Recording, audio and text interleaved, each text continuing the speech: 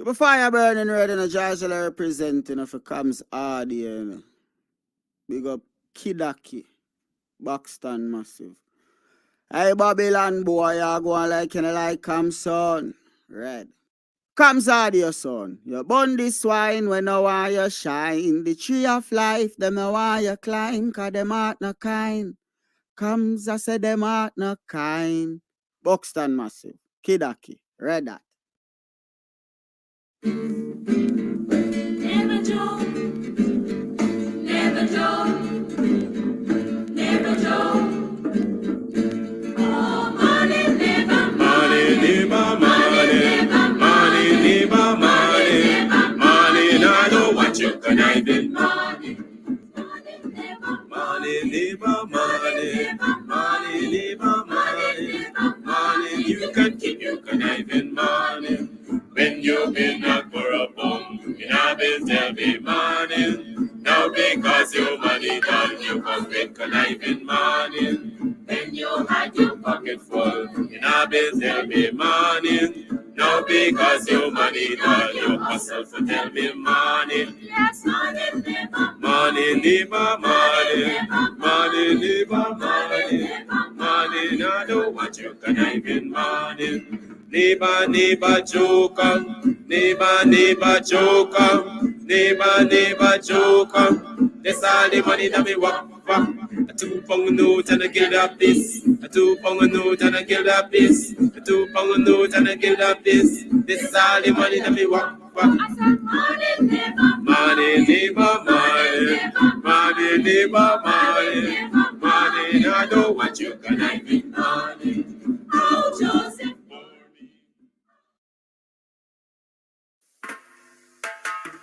Guyana and Guyanese, at home and abroad. Tune in the Guyanese Morning Time, hosted by Kadaki Amsterdam, where the sun always shines. Guyanese Morning Time, the people call it Guyanese Morning Time. Rhythm, Guyanese Morning Time. Intelligence and knowledge run the front line. We go again, Guyanese Morning Time. The people call it Guyanese Morning Time. Rhythm, Guyanese Morning Time. Intelligence and knowledge run the front line. We go again. We rise up early morning watching Comes TV, where wisdom and knowledge, yes, it is the key. Exposing corruption over land and sea, where the wicked politicians they try to trick me. Guyana is a land for everybody. With 6 races should live in harmony. Is one set of people getting aisle money. Is one set of people doing the thievery. Guyanese Morning Time. The people calling Guyanese Morning Time. Rhythm, Guyanese Morning Time.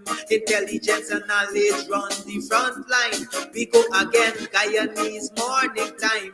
The people calling Guyanese Morning Time. Rhythm, Guyanese Morning Time.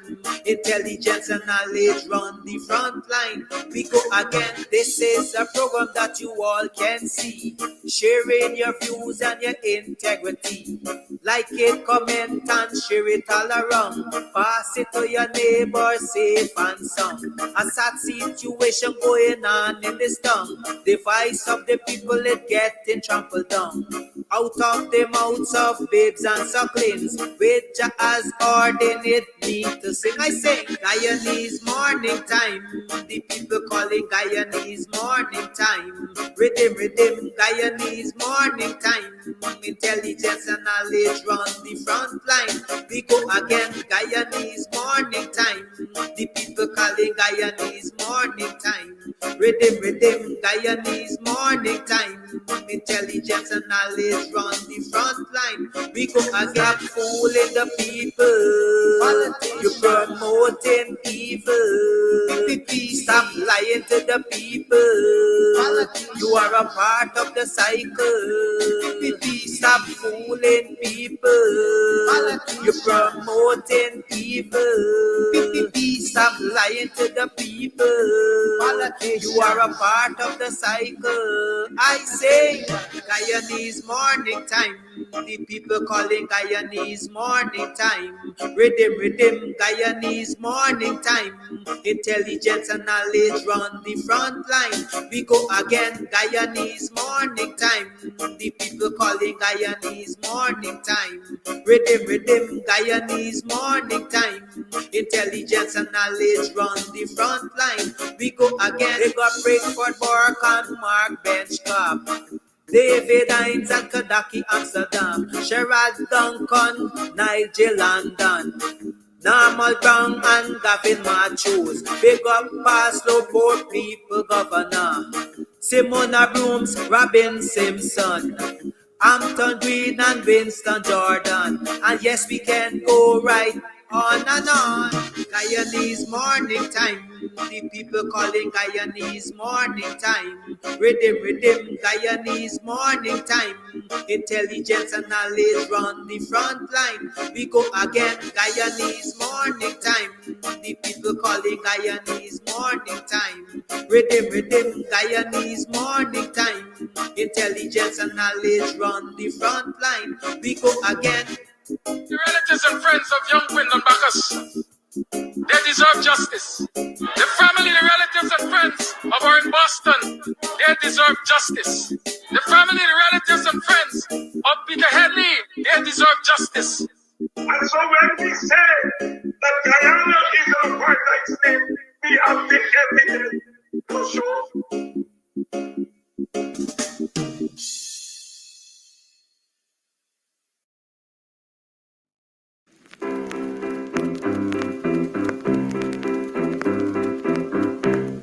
Hey fans, it's karaoke and oldies night this and every Thursday at Clock Twilight Sideline Dam, Buxton. Dance to the magical songs of yesteryear by popular DJs and Camps Audio. Admission is free. Come out, let's make memories at Clock Twilight Sideline Dam, Buxton North.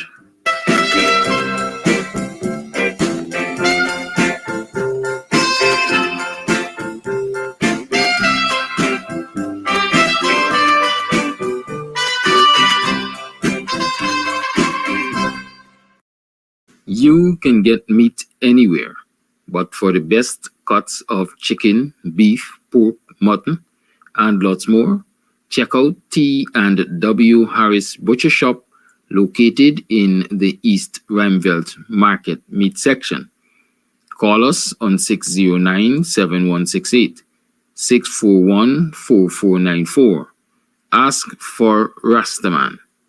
T&W Harris Butcher Shop for the best in fresh cut meats and lots more. Behaving like them ain't got no feelings. The strike done coming there done. But me slipper still up on the ground. We come far now, we ain't backing down. We did only ask what we working for. Now Ali come and say we ain't getting none. But me slipper still up on the ground. We come far now, we ain't backing down. Hey, people, this thing too serious. The liquor better money can't sustain us. You're working for years and you can't buy a car. Every morning is a struggle when you gotta catch bus. Jesus, only you could fix that. Somebody come and tell me why these people going answer. We aisle money bringing in a reasonable stop. We the money that you make it right to spend it on. We talk to you.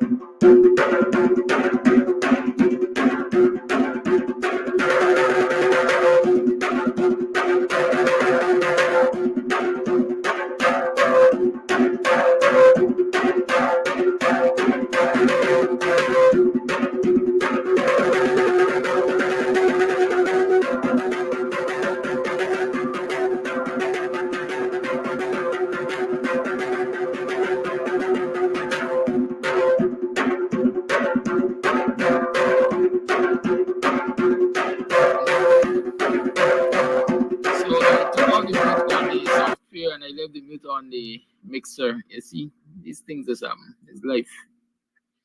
It's so when decadence meeting modernity. Well, you know, if you don't know to laugh at yourself, you really and truly won't survive it. Right? You won't survive it. Well, I saw a set of impatient people, let me call them that. Some people ain't got no patience with you, you know. If you can't get it right the first time, they ain't got no time with you. In that few minutes here, did we make 3 minutes of no sound? More than 100 persons drop off of the live. Blabs, they gone. Ooh, I ain't got time for waste, man. I ain't hearing what the man saying. That's the society we live in. It's a quick moving society, a fast moving society, but we don't know why. I personally don't know why we're so impatient in this society, because everybody's rushing and everybody's getting nowhere as far as I'm concerned. Good morning. Welcome to another program of Guyanese Morning Time. I am your host, Kidaki Amsterdam. It is 15 minutes to the 8 o'clock hour. It is the 21st day of March in the year 2024. Welcome to the program. How have you been? How was it yesterday? How was it last night? Oh, you get up this morning. You woke up feeling energized this morning or re-energized? Do you have a renewed hope that you can make a positive and meaningful change in this society and you will be respected as a citizen of this country? And you'll be treated fairly as a citizen of this country? Thank you, Audrey Brown. I'll share a joke with you just now about this, shirts like these. Yes, it's Thursday. I have a few of these, I think they call them Bahamas shirt or whatever they want to call them. These floral type, beach type shirts and so on. I have a couple of them. And every time I look at one to put it on and say, you know, I'm sure this is old people clothes. Have you ever noticed, men especially, I can't say so much for women, but I can say for men especially, as men age, they start to wear a lot of floral clothing, a lot of Hawaiian, no? A lot of beach type clothes. I wonder why. Huh? Why is it? Anybody has an explanation for me? And you know, the thing is, we're in Archer Morning. The thing is, in most instances, you find as you get older, let's say as couples age, the woman could always go out and come back with a shot looking like this. You know, some color shot with some big flowers and so on it. Anyhow, that's a lighter side. But that is how I look at these things, right? Oh, they're telling you you're getting big. You can't dress up in your why should say fancy dandan like when you was a waza according to Guyanese, right? You have to reflect your age. You gotta start wearing Hawaiian shirts and pants and so on and so forth. Anyway, that was a lighter side. Well, Don Sullivan said it makes you feel and look rich. All right, I can take your argument, Fit. I'm feeling and I'm really looking rich. Perhaps looking rich, looking rich this morning. I share about the feeling, right?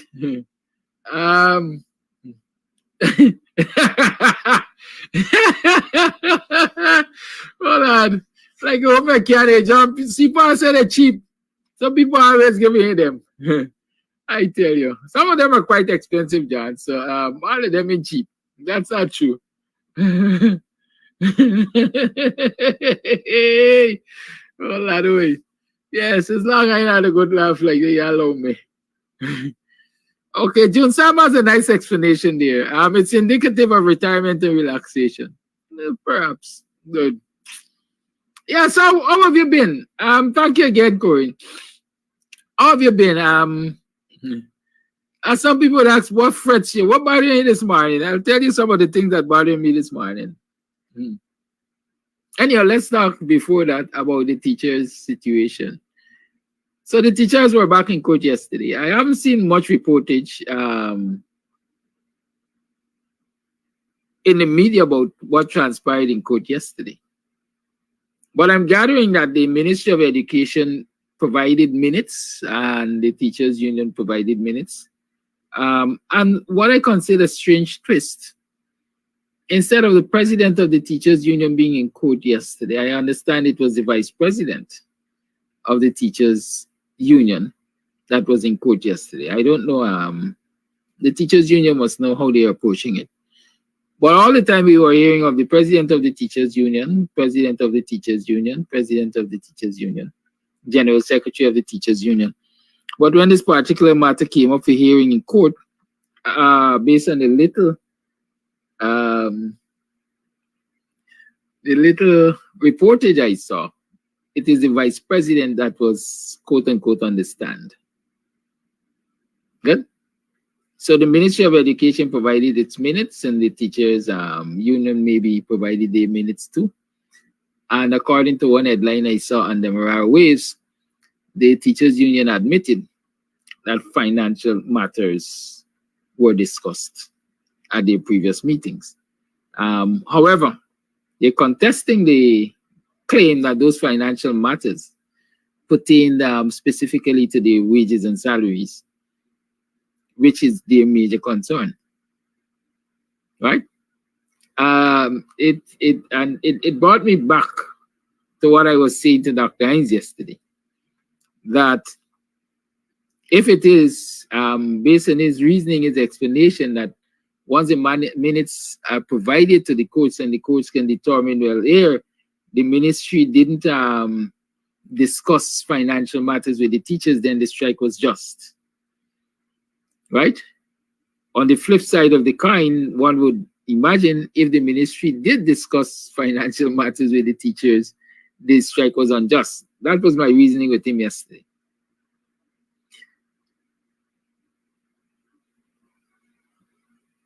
And so we are at a position, I would say, where the courts, the ministry has provided information to see, or evidence, as you like to talk about. See, we were discussing financial matters, right? But like one of the lawyers in court pointed out, financial matters were discussed, but it doesn't mean that those financial matters were discussed to the satisfaction of the Teachers Union, or the financial matters which were discussed were the ones that the Teachers Union was interested in. Good. So if you want to read more of that matter in court there, I think you can.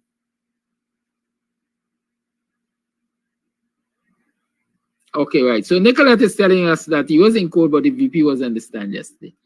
Right, you can check for the reportage on that on Demerara Waves. Demerara Waves did report on it. And that is where I gathered some of the information I gathered.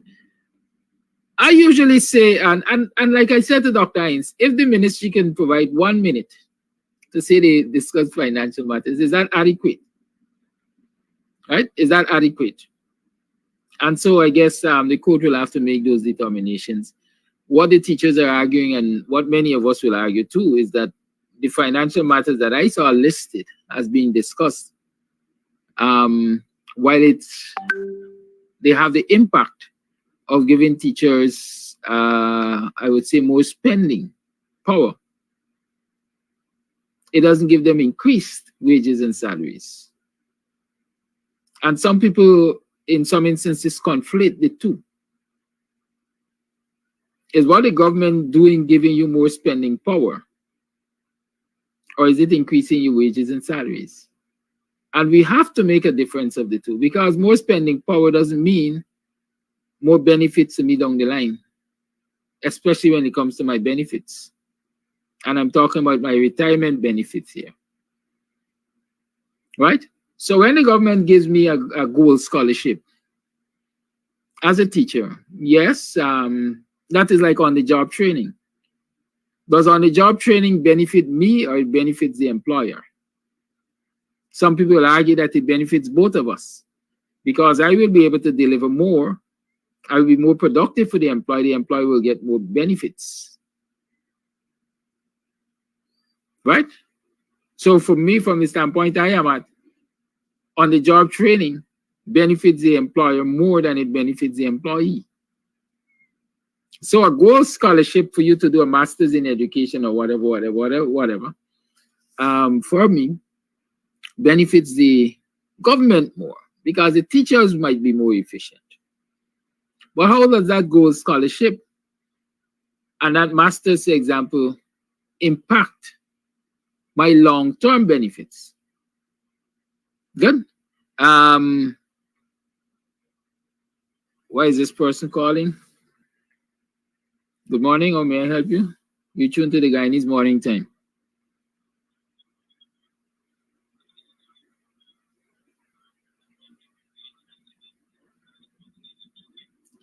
Yes, but I'm on a live program right now. Can you call me after 9, or at least you can message me on WhatsApp? Yeah, thank you. Yes. Yes. How does it benefit me long term with my benefits, my retirement benefits? If my salary stagnated, but I have been given a whole lot of skill to improve my efficiency on the job. Huh? Let's find that out. Let's reason that out. And so when you sit around the table and you say, all right, we have made it possible for teachers to go further their education through these gold scholarships. We have agreed to give teachers time off to pursue higher education and so on and so forth. How do those things benefit teachers on the long run in terms of their financial benefit, especially after retirement? Because like we have established, your retirement benefits are calculated based on your last salary, among other things, I should say. Right? So it's important for us to make that definition, that differentiation. Fix RS is saying higher education means better pay. Have we seen that to be true in Guyana? Higher education means better pay? Fix RS? Are we seeing that in Guyana? Let's compare the education of our teachers in Ghana to some of the Caribbean islands and the rate of pay. And let us really and truly assess whether a higher education means better pay. Also, let us look right here locally, because some of you will argue, don't let us compare Ghana with other territories and so on. Let us make some comparisons right here. If higher education means better pay, our teachers, many of them who have higher education than a lot of our ministers of government and permanent secretaries and other operatives of the government, political appointees and so on, should be paid way above what those people are paid. And that is why last week or earlier in the week, I spoke about a meritocracy. People must not be given remuneration based on who they know and what linkage they get. They must not be given job positions based on who they know and what linkage they get. People must be appointed based on their qualification, both academically and experience-wise, skill level, and stuff like that. And they must be paid commensurate. The payment must be in keeping with those skills and qualifications. So for every box you tick, your salary, your compensation is supposed to go higher than the person who didn't tick those boxes. But look at the Guyanese society. Is that what we're seeing? There are teachers with masters. Mark Light, for example, is Dr. Mark Light now. I take your bet. In fact, I don't even know what job Mark Light does anyhow. But I know he has to be a part of the teaching fraternity to be president of the union. I don't know if he's an active teacher, right? But compare the remuneration of Mark Light to many in the Ministry of Education, to Sitara Gyal, for example. and see if his higher education means higher pay for him. And lots of the teachers who are superbly more qualified than Sitaragan. And a lot of our minions who she has single-handedly picked and appointed.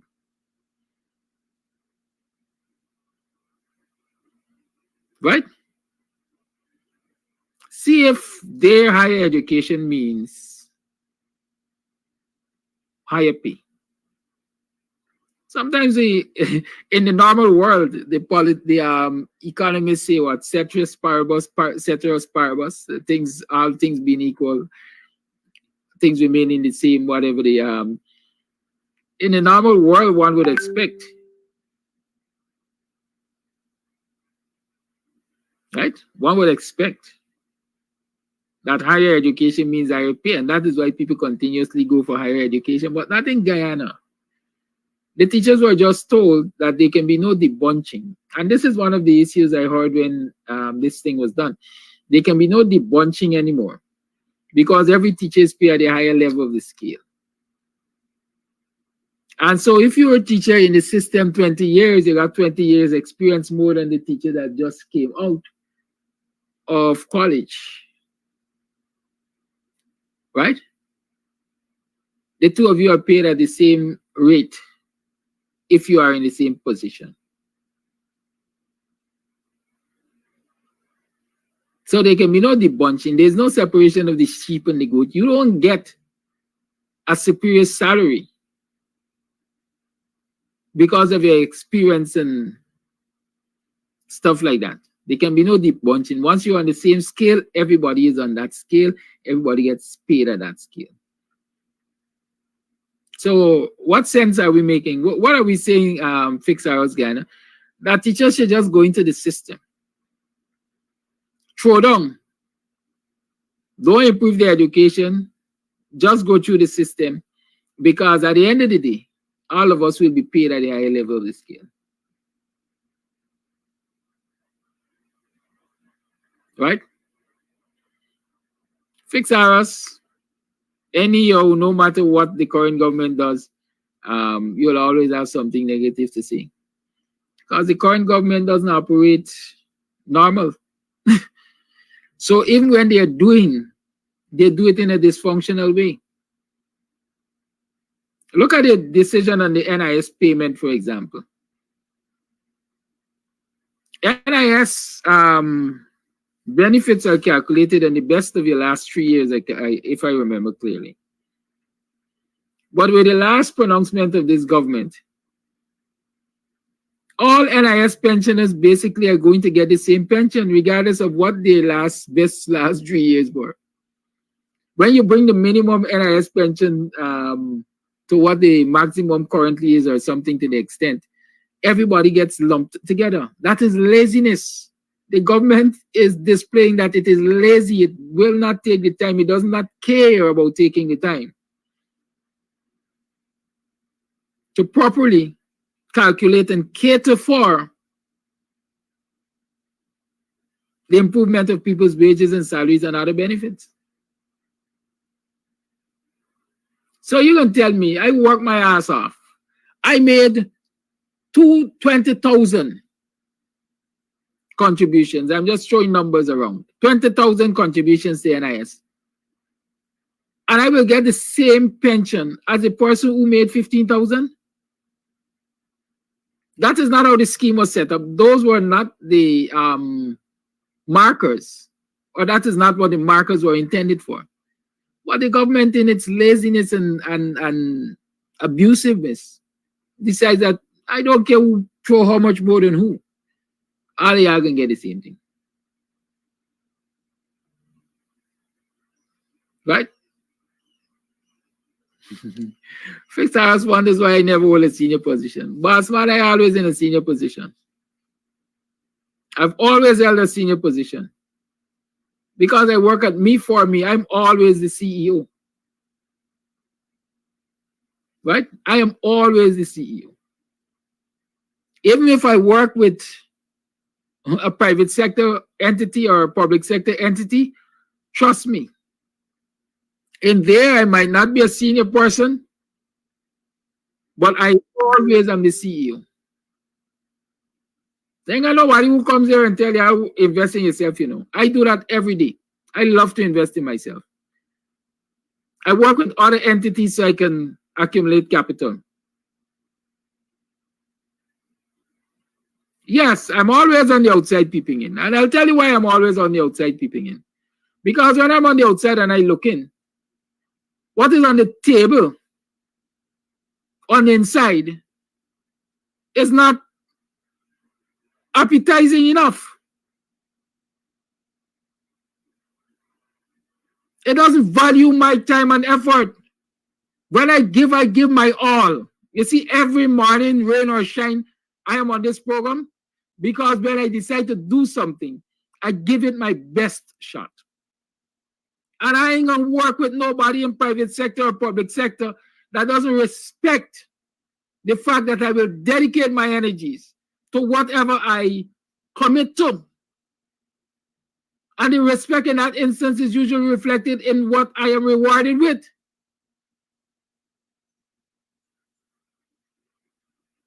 Good. What I'm rewarded with. Let me tell you how the government system is stupid. I worked with the then Minister of Public Works, not Public Works, Kabita Sabo Hali, Minister of Public Service. The agreement was I was going to go work with the Minister of Public Service as her public relations advisor. You know that in this day and age where public relations is a science, there's no such position, if I remember clearly, catered for in the job descriptions in the public service. Communications officer, there's no such position catered for. I remember meeting a young man there who got a degree in public in communication, working in the library. They have him, his status was either as library assistant or librarian or some foolishness like that. I say he wasn't being paid for his education.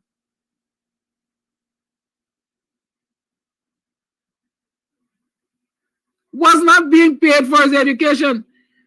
Who wants to go and invest in their education? Years and time and money, financial resources, etc. And then to turn up for some public official tell you, they could only describe you as a clerk. And based on your description as a clerk, when you look at the salary scale, you get a quarter of what you can get elsewhere, even if you work for yourself. Who wants to work in a system like that? Y'all are some dreadful people. The PPP and those who support them, they are dreadful. Imagine. Well, I don't fix us, you're an idiot. That's what I will tell you. You are certainly an idiot. Imagine, you know, the PPP government, the first round of ministers and so on.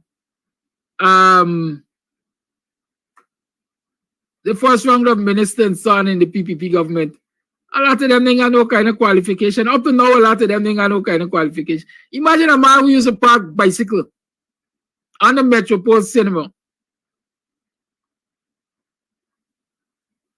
Was given a ministerial job and earning more, way more than people who invested in their time. Time and energy and resources to further their education. Way more. Cement Roti was earning more than any teacher must have ever earned in this country. Y'all know Mansour that he used to drive taxi? These are the people who walk around with a chip on their shoulder. They're the big shots of society. A man who can't pronounce the word battalions. Learning it over, you know. Y'all don't carry me down this road, ignore, fix ours. That's all I want to say. Right? There's one thing I can tell all of you. Matt is asking. One thing I can tell all of you. The jobs I held when the coalition was in power didn't come to me as favors. I applied for them. I saw advertisement in the newspaper and I applied for them. I was interviewed. I was shortlisted or not.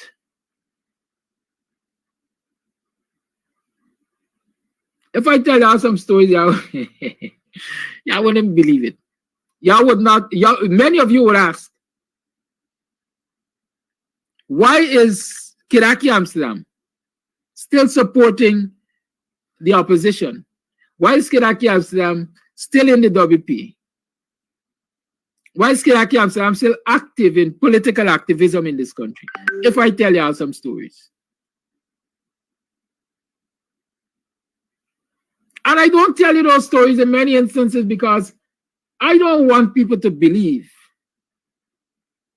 that I am angry or am bitter with anybody or any institution, or it was all about me.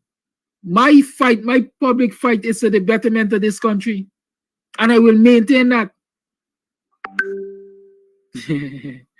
Yeah, fix ours. Yes, smart man. Right? I'll maintain that. In 2015, any coalition went into office, I had a private school in Buxton. A functional private school.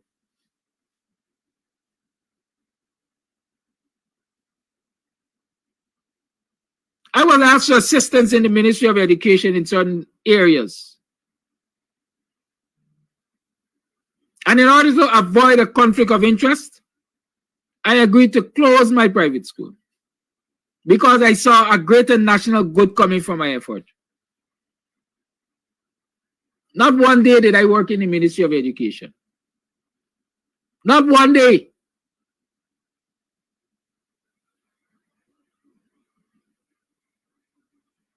So I know what sacrifices are in terms of serving this country.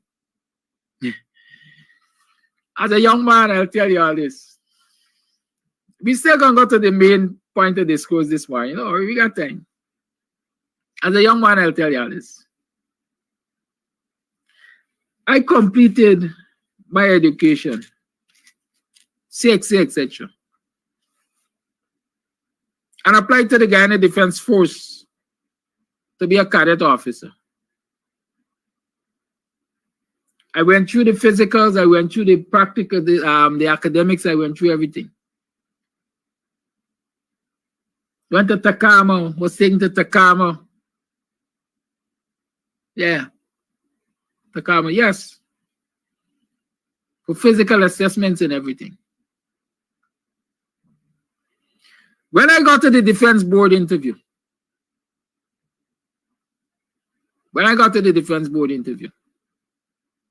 that's the final interview for you to be commissioned.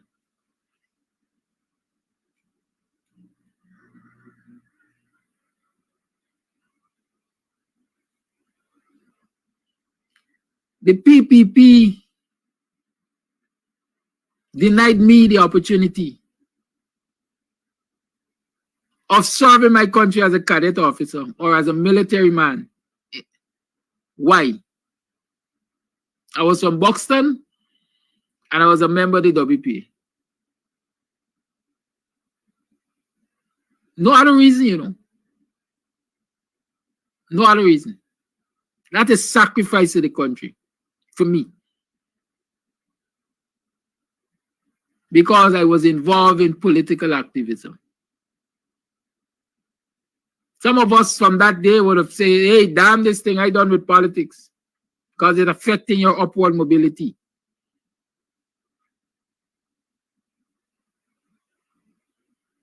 My skill, my qualification, my experience, I'm sure I can easily get a government job, as you all like to say, or even work in the private sector. If I were to decide that, hey, I done with political activism. So don't think I'm into political activism because I expect a greater benefit. I join lines where I go. I toe the line. I don't pull ranks. I don't call people and ask for favors. I keep telling you, please and thanks. I don't like to say that. I don't like to know somebody got one over me.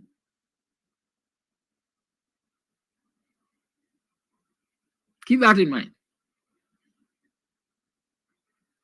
So my fight is not about I want him to enjoy the good life, the exorbitant life like a lot of y'all in government. And y'all with your government friends. I fight because I see what the ordinary man and woman in this country suffer on a daily basis.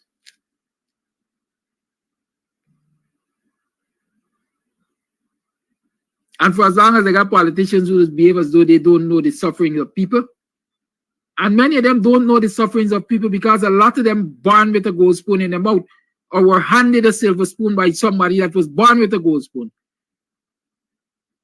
Look at the politics of this country and you will get to recognize like the Guyanese in India. It's a friends and family business. Quite frankly, on both sides of the aisle, you would find a lot of people who get a lot of the opportunities were catapulted and grandfathered into quote-unquote top positions in this country are people whose relatives are directly involved in the politics of this country.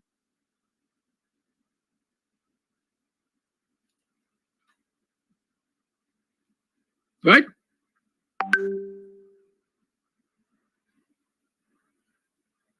I am saying, and I'm going to say it again, Guyana needs to be a meritocracy. If you want the cream of the pie, then you must be the cream of the crop. But it's not happening here. And there are those of us who will fight, continue to fight for it.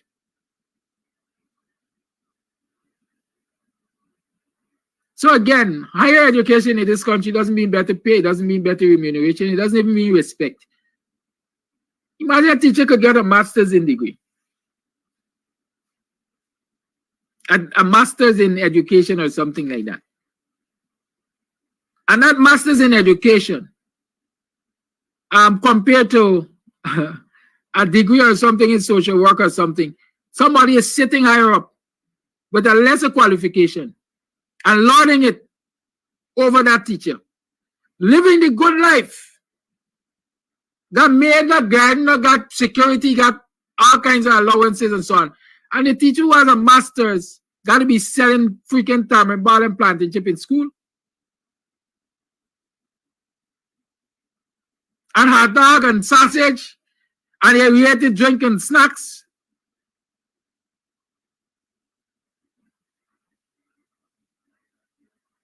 The roles should be reversed.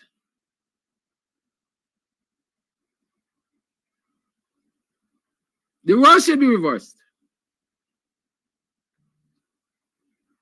What we got is, I don't even can't find the right description for them. Sitting in political offices, sucking the lifeblood out of this country and the citizens of this country.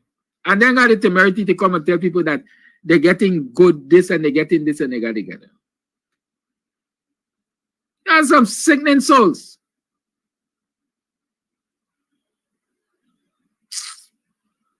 Anyhow, do you know that on average, for every dollar the government pays you, it takes back 40 cents? 100 cents worth a dollar, in case you know.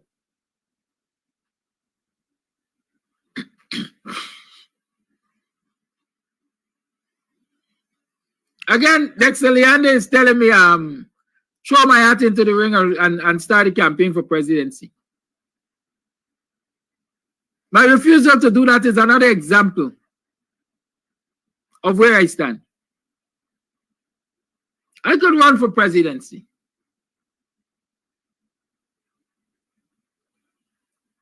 But how does my running for presidency impact the overall political situation in this country? What are the likelihood of me, number one, in this short period of time from now to next year, building a political movement that will allow me to contest every, what we call it, let me call it constituent,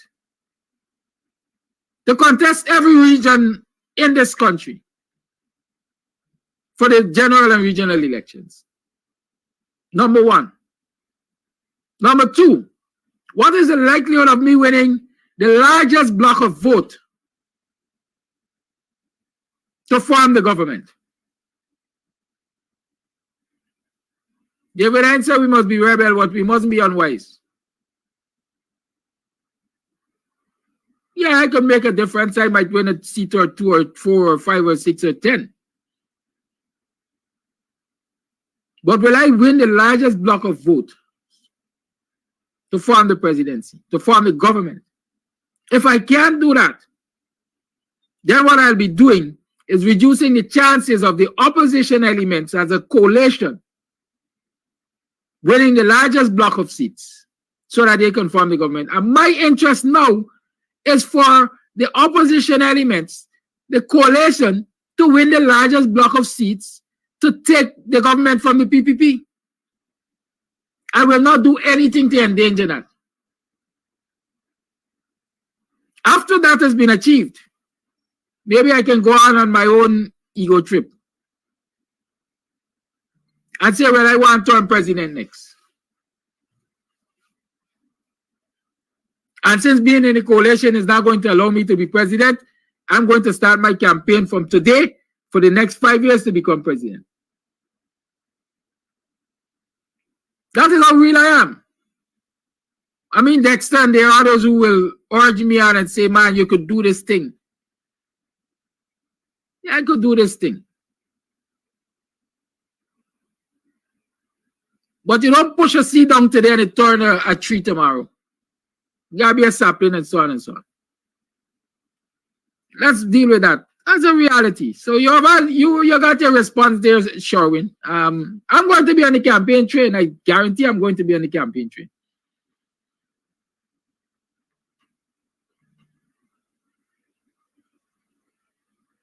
I can't even say I guarantee that I'm going to be in the next government, because I'm not even sure I'm going to be on the next slate. But I guarantee you, by God's grace, as long as I got life, I'm going to be on the campaign train.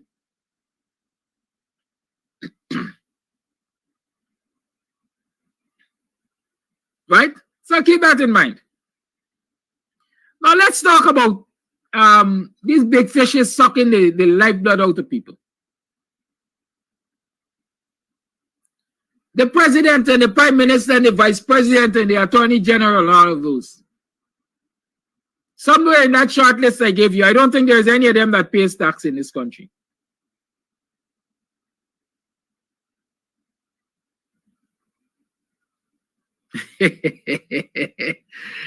Joke of the day. I gotta put that one up. Joke of the day. Joke of the day, Miranda Brown. Joke of the day. Thank you for relaxing these muscles on my face.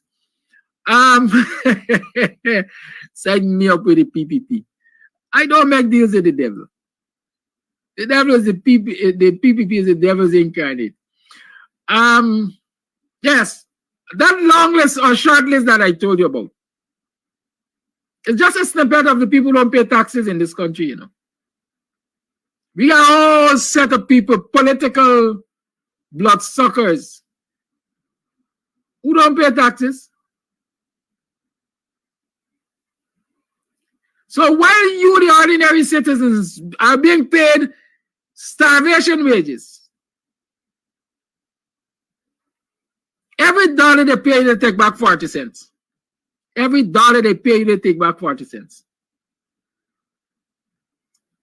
So in short, you're getting 60 cents on the dollar. I can understand. Maybe in the 60s and the 70s coming forward, when Ghana did not have access to the kind of resources that it now has. One would have argued, hey, it's a cooperative republic. We all got to put our shoulders to the wheel. We all got to give back so that the country will have capital to invest in us.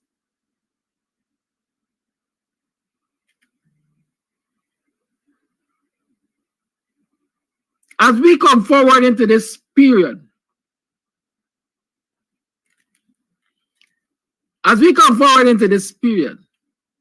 where we are a land of plenty, one would naturally expect the tax burden on citizens to be reduced.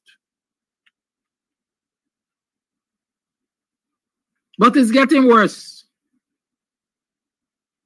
Big companies like Atari, you're getting 10 years tax holiday. You don't have to pay taxes for 10 years. Check and see what the investors in the Qatari group and whether they or not they really need those relief compared to the poor man. This body come as an investor, that body come as an investor, this one come, all of them getting tax relief. But the citizens of this country are paid 60 cents on the dollar. 40 cents is kept from them as taxes.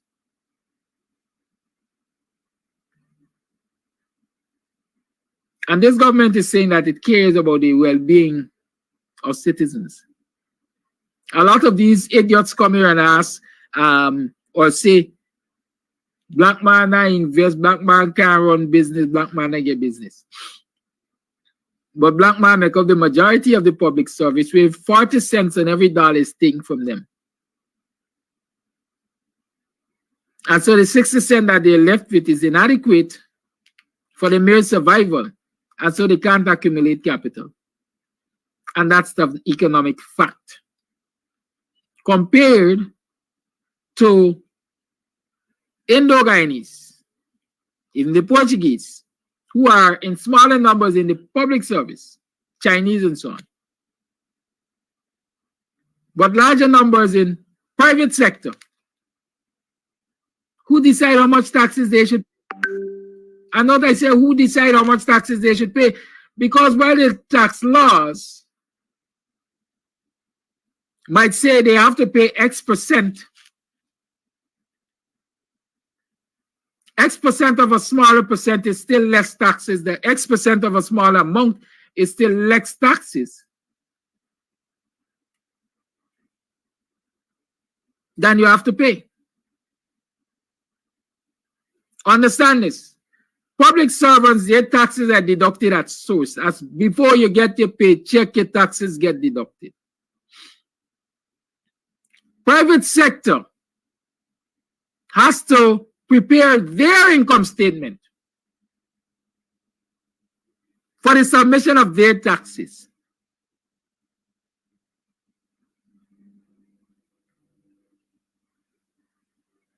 And so what do? In most cases, the numbers just are flooded, are fudged. They fudge the numbers. So they retain more for capital investment. You know what is sickening in this country? Even though 40 cents is taken at source from your $1, when it is found that you have overpaid your taxes, because some of us calculate our own taxes and some of us don't have a clear understanding of the calculations. And so sometimes we end up paying more than we ought to pay. Thank God now they have the online submission. So the online submission usually show that you have overpaid your taxes. One would expect that in a functional society, citizens will get tax refunds.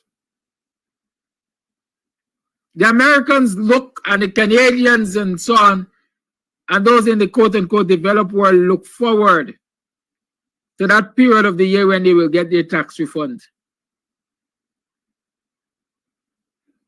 Do we ever get tax refund in this country? Do we ever get tax refund in this country? And I'm raising this issue because someone has asked me to raise this issue. I'm asking for a friend. Does the government of Guyana, does the Guyana Revenue Authority give tax refund to people who overpay? And if they do, how often they do, and when they do, what is the procedure for getting that tax refund? I'm asking. Because the person asked me to ask, say, listen, we're getting starvation wages. They're taking 40 cents from the dollar. And if we short pay them on taxes, note this, if we short pay them on taxes $1, then that dollar compounds over a period of time. And before we know it, we are owing the GRA thousands of dollars. And those of you who doubt it, check it for yourself. If you do not pay, if you short pay your taxes by $1,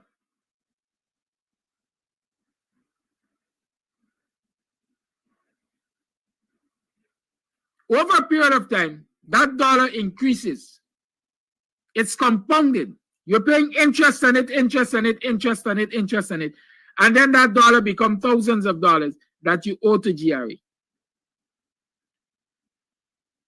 But when you overpay GRA,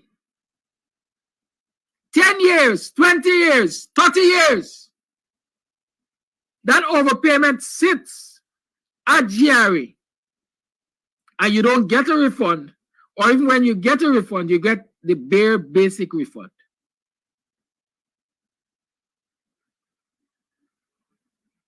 I can tell you, I had the experiences I've had in this country. I'm so happy for them because I can use them to teach. When I talk from a point of experience most times. In the 2000s, I can't remember who was the head of GRA at the time.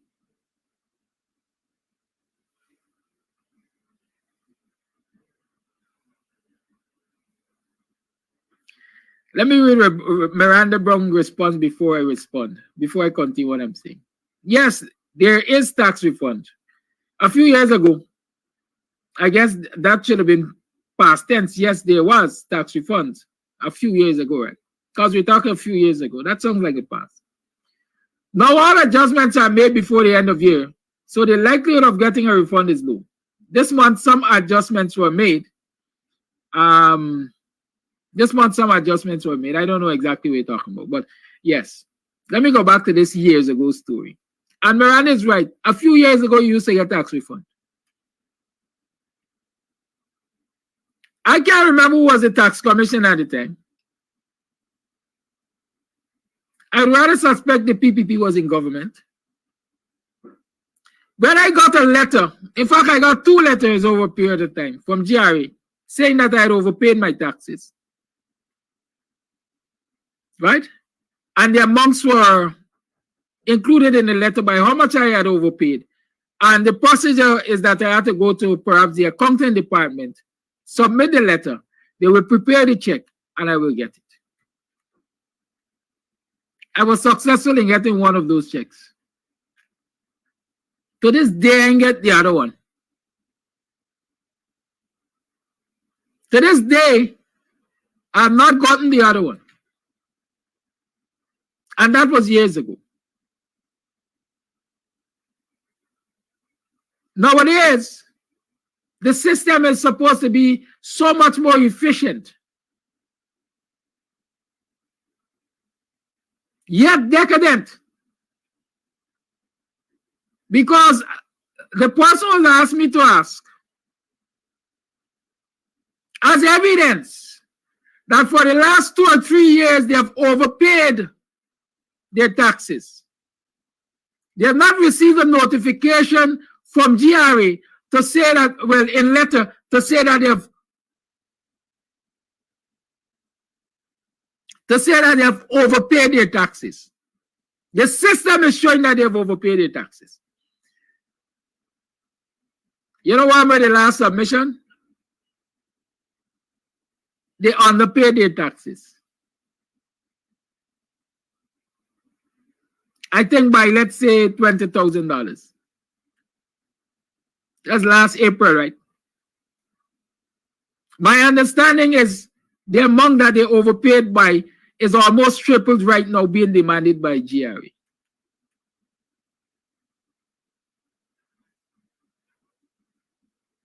Where is the equity? Where is the fairness? Where is the consideration in this society for the ordinary man? Is it possible that there could have been a set-off of the underpayment against the overpayment? Maybe the person was very well testing the system in that lens.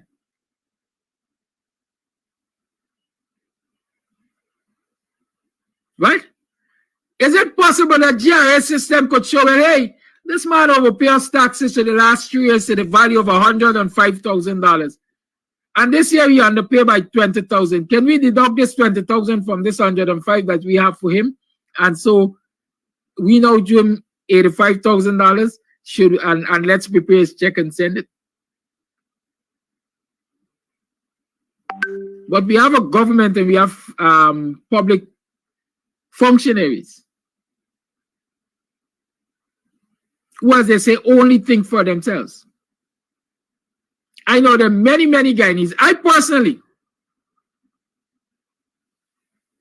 should be receiving some refunds.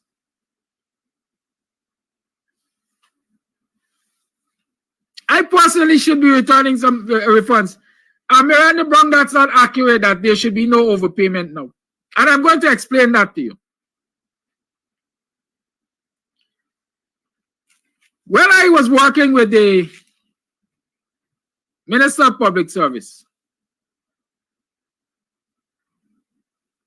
your monthly taxes are deducted.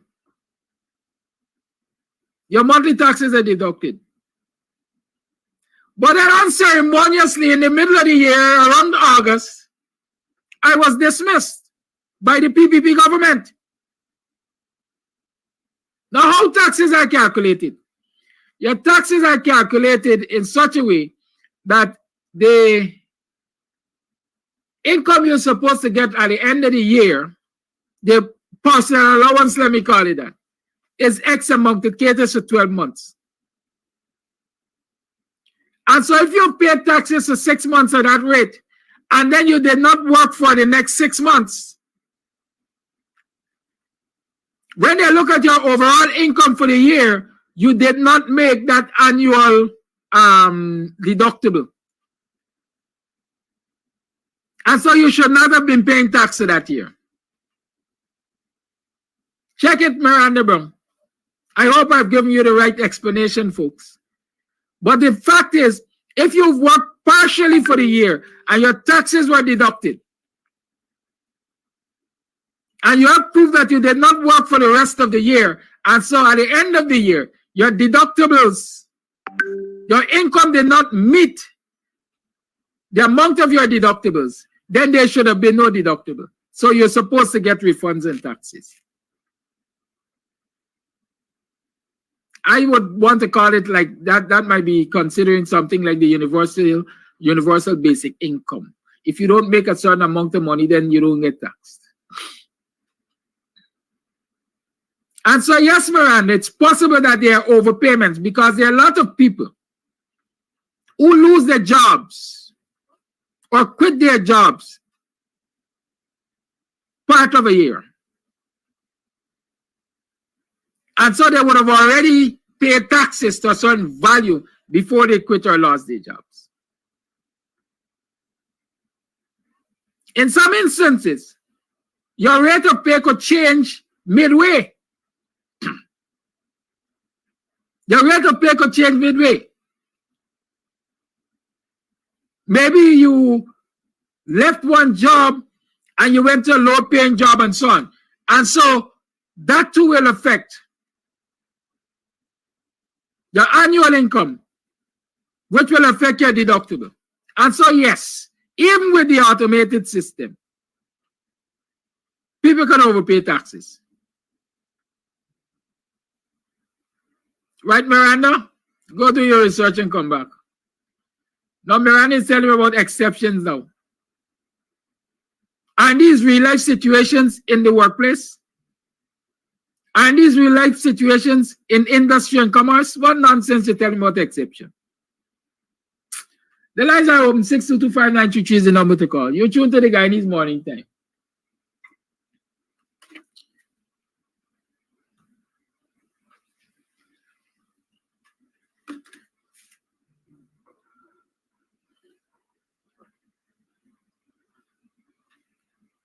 We want to know Miranda Brown and the rest of the PPP bigwigs. We want to know how we can get with tax refunds. The tax refunds that we want.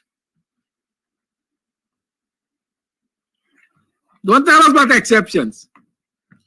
Whatever exceptions are, we still want with tax refunds.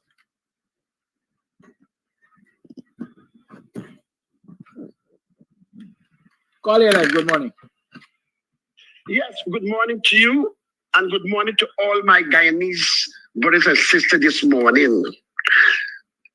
Well, I must say first that I enjoyed my lunch yesterday.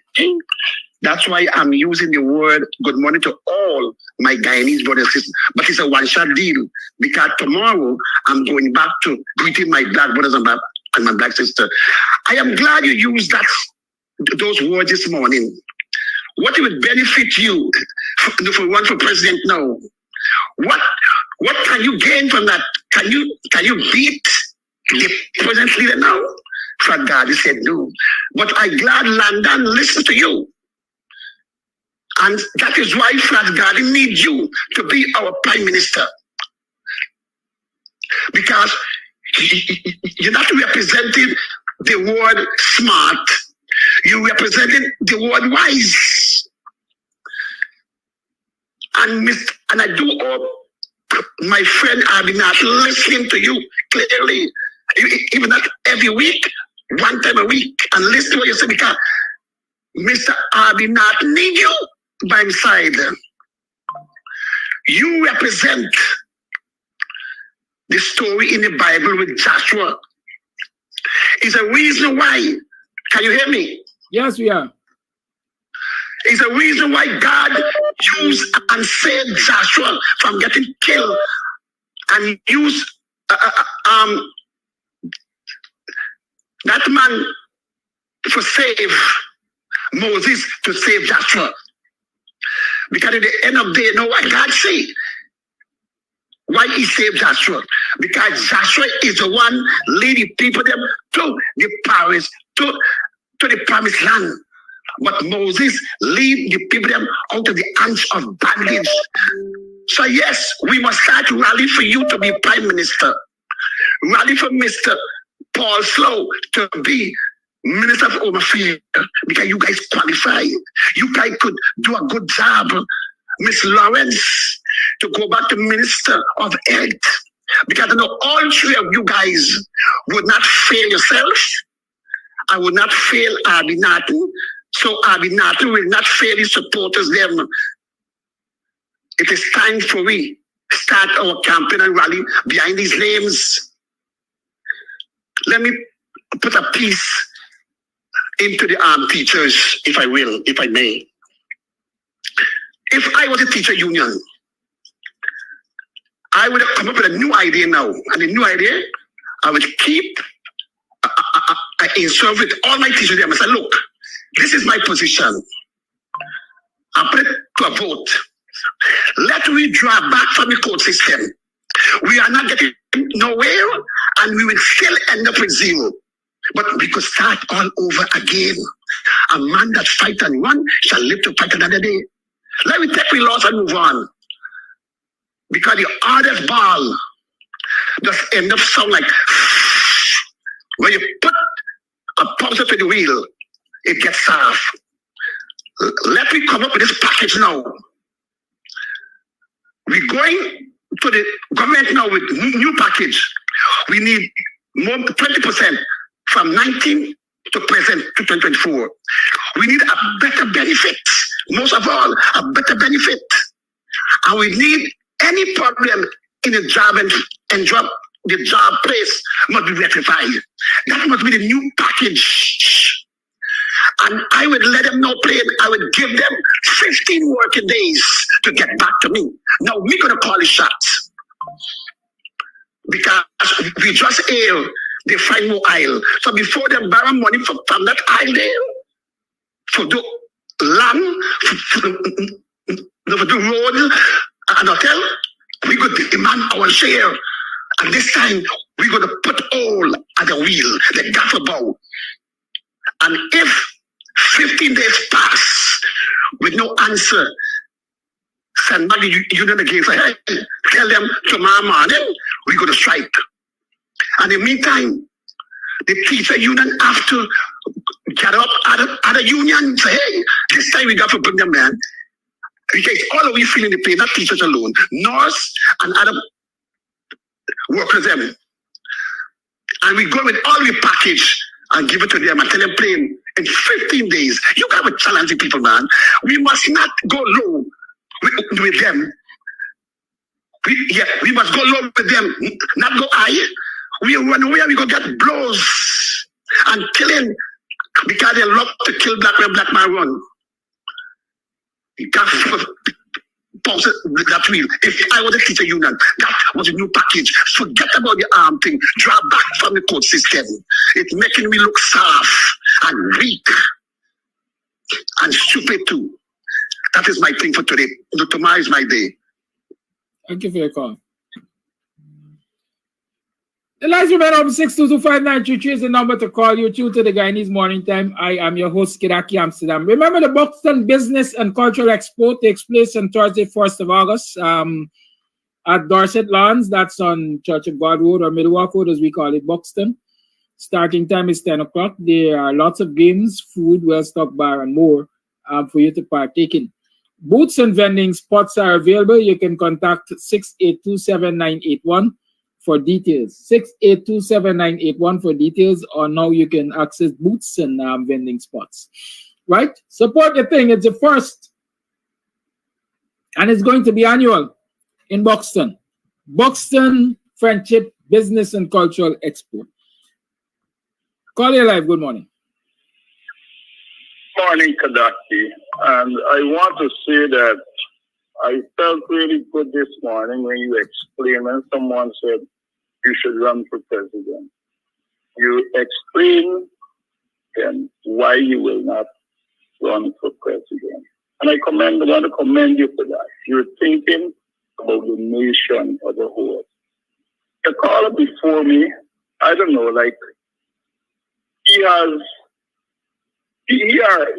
some sort of, I don't know what it is relates to Abby Norton.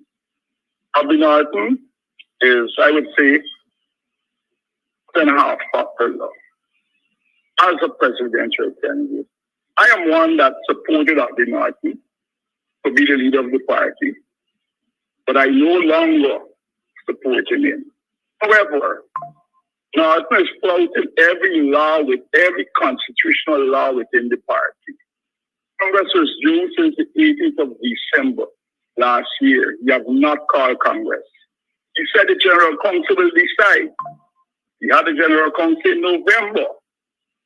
Then he said that the central executive body will decide because it was not an agenda item of Council. Last Saturday, after Ribbon Rally, Mr. Aubrey Norton rolled out himself and I will be the presidential candidate. For me, that attitude, not helping us where you're depending on coalition politics to get you into office. It is aggravating persons who you might want to invite or who might want to join the coalition. Having said that, the least Aubrey Norton can do for his party is to call a primary. Primary will not have to relinquish the leadership of the party. When Granger contested the election in 2011, he was not the leader of the party. So the Carvin called a primary.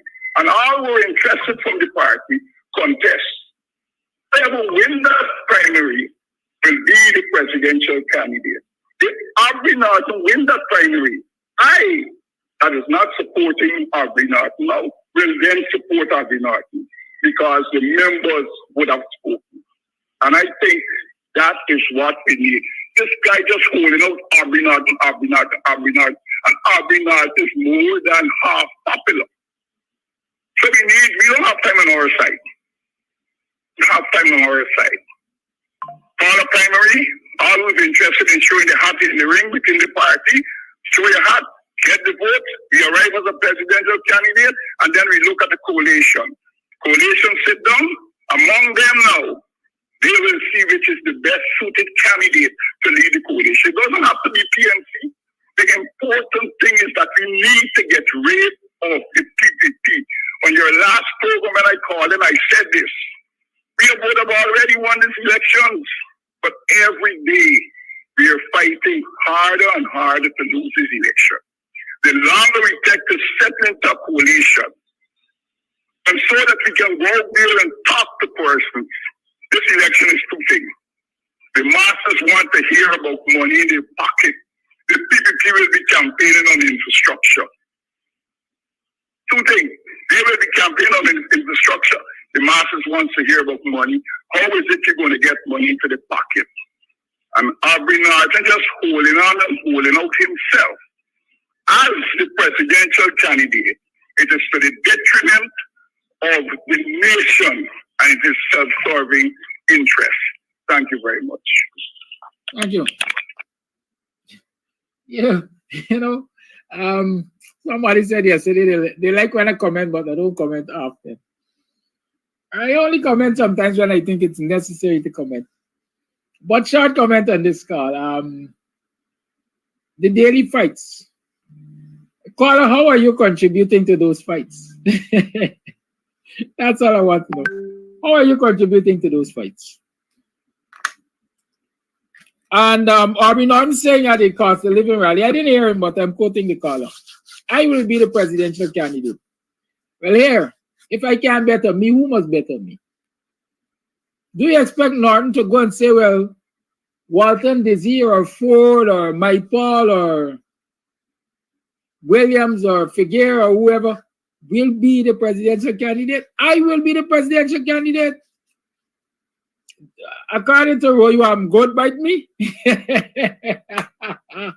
Hold on, what do I expect Norton to say? Good bite Norton? Go to bite Norton.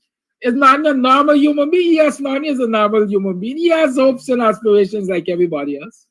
In terms of the primary and so on, I mean, you don't talk about primary in this country, but I understand what they call this thing.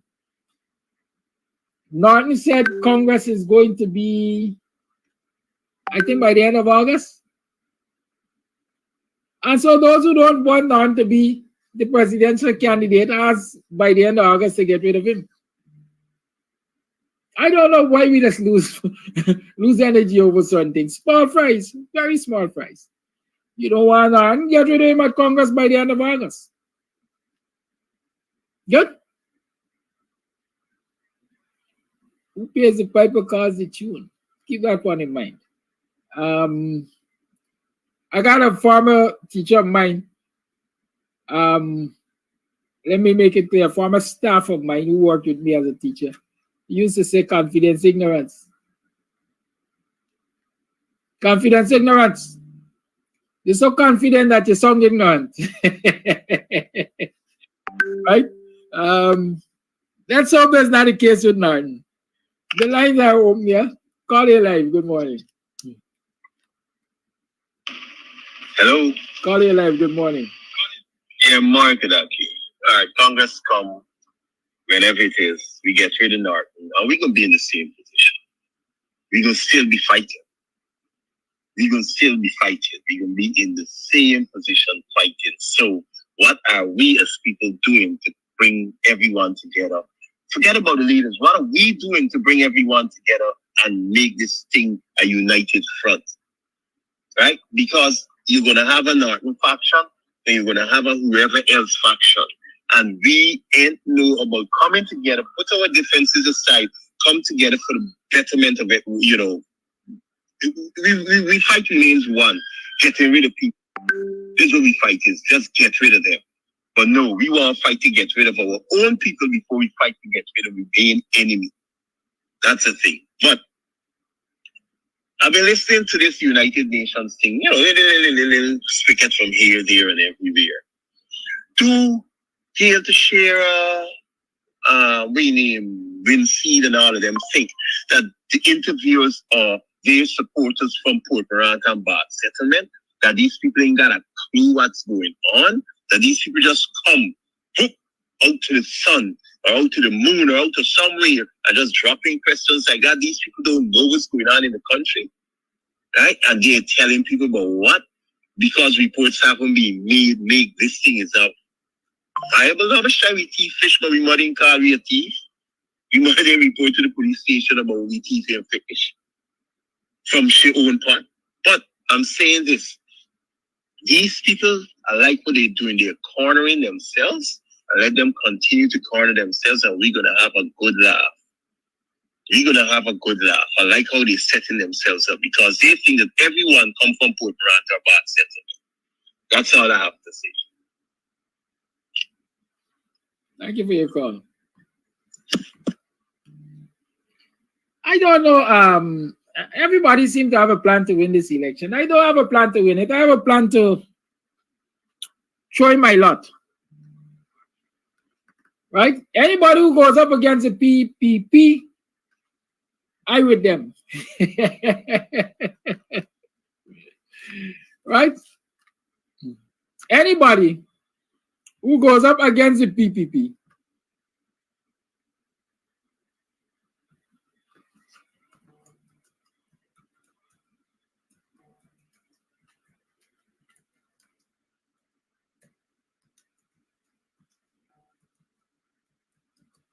right? Anybody who goes up against the PPP, I supported them because the PPP, I'm convinced, is not good for this country. I've seen it time and time again. Those who want to argue differently, you're free to argue, right? You're free to argue, but the fact is, the evidence is out there. The brother raised the discussion about what is happening at the UN Human Rights Committee hearings. Quite frankly, nothing really has surprised me. Nothing really has surprised me. I never expected the PPP to go and be honest in their answers. And I never expected the PPP to present sensible answers. They think that they can just go there and wax lyrical and that will be accepted as gospel. Maybe because they don't see the UNHRC as having the authority to compel them to do anything or fix anything. But they are signatures to certain protocols, and so they just go through the paces. So nothing there surprises me. It just lays bare, for those of you who weren't seeing, the kind of people we got in government. Caller, you're live. Yes, a blessed good morning, my brother. I really and truly admire the deliberation between you and Mr. Hines this morning, Dr. Hines, Professor Hines. It was very inspiring, and I appreciate his balanced answers to your questions.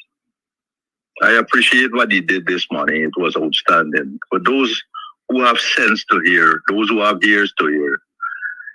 Anyhow, there is so much that is worrying in our country. Top of the line is leadership of the PNC. And for me, that is a no-no for any sensible Guyanese. You know, because in any organization, even in your home, the head of the home is your father. Even if your father does drink rum, he does smoke cigarette or whatever, you have to respect him. You have to obey his way of life. You have to obey the rules and regulations that he will stipulate.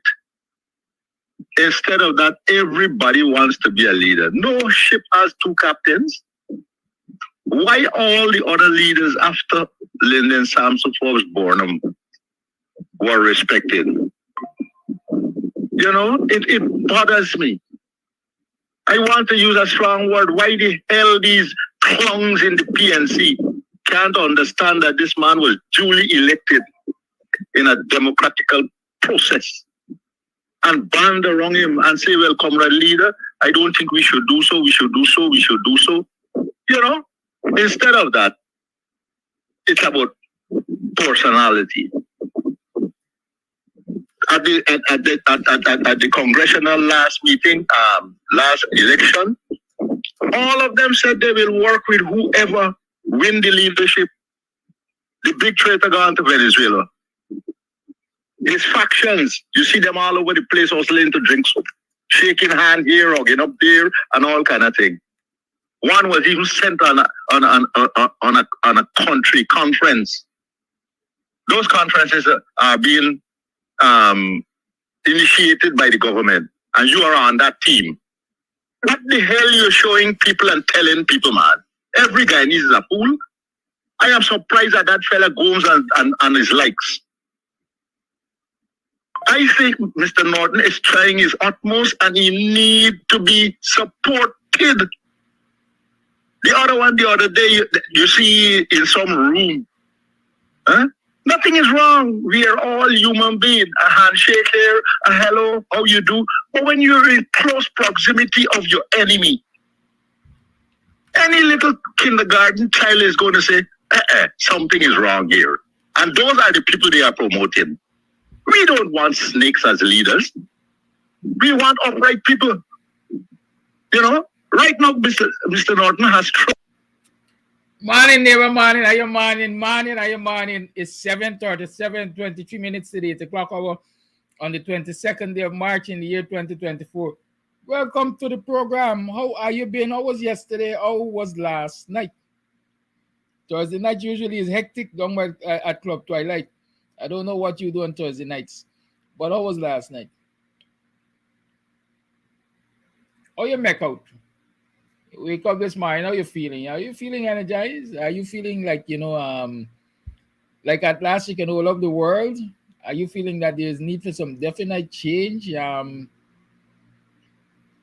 this country? How you feeling? How you feeling? How you feeling? How you feeling? Is which college Sky Sonia sing? A feeling hot, hot, hot. People in the party feeling hot. Morning, that's not my choice of career, so you have to forgive me. I don't know to sing. I can repeat words. I try to find a rhythm. I got 2 left foot, and so on and so forth. So, yeah, don't worry me. Esikabara asking, what is the topic for today? It's Free Talk Friday, man. Today is Free Talk Friday. The lines are open. The lines are open. If you didn't get your chance to talk yesterday, you get your chance to talk now. The lines are open. 6225933 is the number to call. It's Free Talk Friday. Yeah, man. That's all I like. And the word go, the depot me. I see somebody named Love Life was calling me this morning. I want to know what Love Life calling me so early for. Call your life. Good morning. When I see Love Life, I just run. Call your life. Go ahead. Yes, I know. I had my app open up and I said, man, you know, I got to catch it from the beginning this morning. You know, so anyway, good morning, Mr. Amsterdam, and good morning, everyone in the Guyanese diaspora. Good morning, Guyanese. I like your shirt, by the way. Again, you come with this short story, right?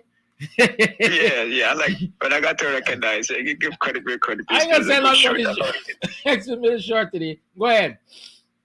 Yes. So I just want to touch on something someone said yesterday about Comrade Norton's leadership. Whoever is going to fill the spot, let me recommend this. If someone is desirous of replacing Comrade Norton as the leader of the PNC, and subsequently, I guess, of the opposition, but let me say of the PNC, then that person would, given the crisis that we're dealing with now, dealing with, notwithstanding what happened with President Granger and what has happened thus far under Comrade Norton, that candidate would need to come and tell us what he or she is going to do. Don't believe you're just going to run up and run in the same old campaign. Caller, Norton told us what he was going to do, didn't he? No, not Norton. I'm saying the new candidate. Caller, just that you have to defensive, man. Ask your question. Didn't Norton tell us what he was going to do? Good. Has he done it? Exactly. That's the point. It can't be exactly. I'm asking you a question. You answer the question. Has he done what he said he was going to do? No. Good. He hasn't done it. So what guarantees you have that the next person tells you what they will do, will do it or get it done? Well, exactly. Thank you for helping me out make the point even better. Proceed. Exactly. Talk is cheap. Now, so, yes. So that person would need to tell us, and then it would put Comrade Norton on his toes, that he's got to do better. See, that's the whole thing about accountability. Accountability is not only to put blame. Accountability says, how are you going to be accountable to what you promised you will do? And how are you going to be accountable to achieving successful results? See, that's accountability as well. So how is the new candidate going to be accountable? And as well, how is Comrade Norton going to say definitively, because this time we shine, Comrade Norton, or we shine, candidates, and look, we want the best horse in the race. We don't want a 3-legged horse in a 4-legged horse race. Okay? So we want the best that our votes deserve. That's what we're saying here. Okay, so we don't want to throw out, get rid of what we have, just to end up with the same thing we had. Right? We ain't trying to do that, ladies and gentlemen. Ended up with the same situation that we're running away from. And the person ain't trying to tell us definitively what they're going to do. And the person in the seat, we don't want to get rid of him either if we can't find a better and a more guaranteed candidate. So now there should be some process by where a candidate has to tell us, because a candidate has to have a manifesto. You see? So we're looking at the manifesto and we're holding candidates to their word. See, that should be some expectation for that to happen. Ain't gonna come and gaff us. So I just want to put that on the table. Reparations, I noticed ACTA had a Zoom conference on reparations. And I did notice that I think this is the president or the chairperson of ACTA, Mr. Eric Phillips, spoke on Politics 101 as well. And he basically covered the same topics on both sessions. One of the key things that jumped out to me was that he said that Irfan Ali, a PPP, an East Indian, descendants of indentured laborers from India, is heading up CARICOM's reparations advocacy seat. I'm paraphrasing. But he's heading up the reparations agenda for CARICOM. Together with Santoki, and I think Mia Motley is in and around there. Now, first of all, why would I want someone who doesn't like African Guyanese, based upon his conduct in every African Guyanese village? Right? Based upon a person who could not respect the Constitution that he's sworn to uphold. Right? Why would I even want him to be administrating anything for reparations?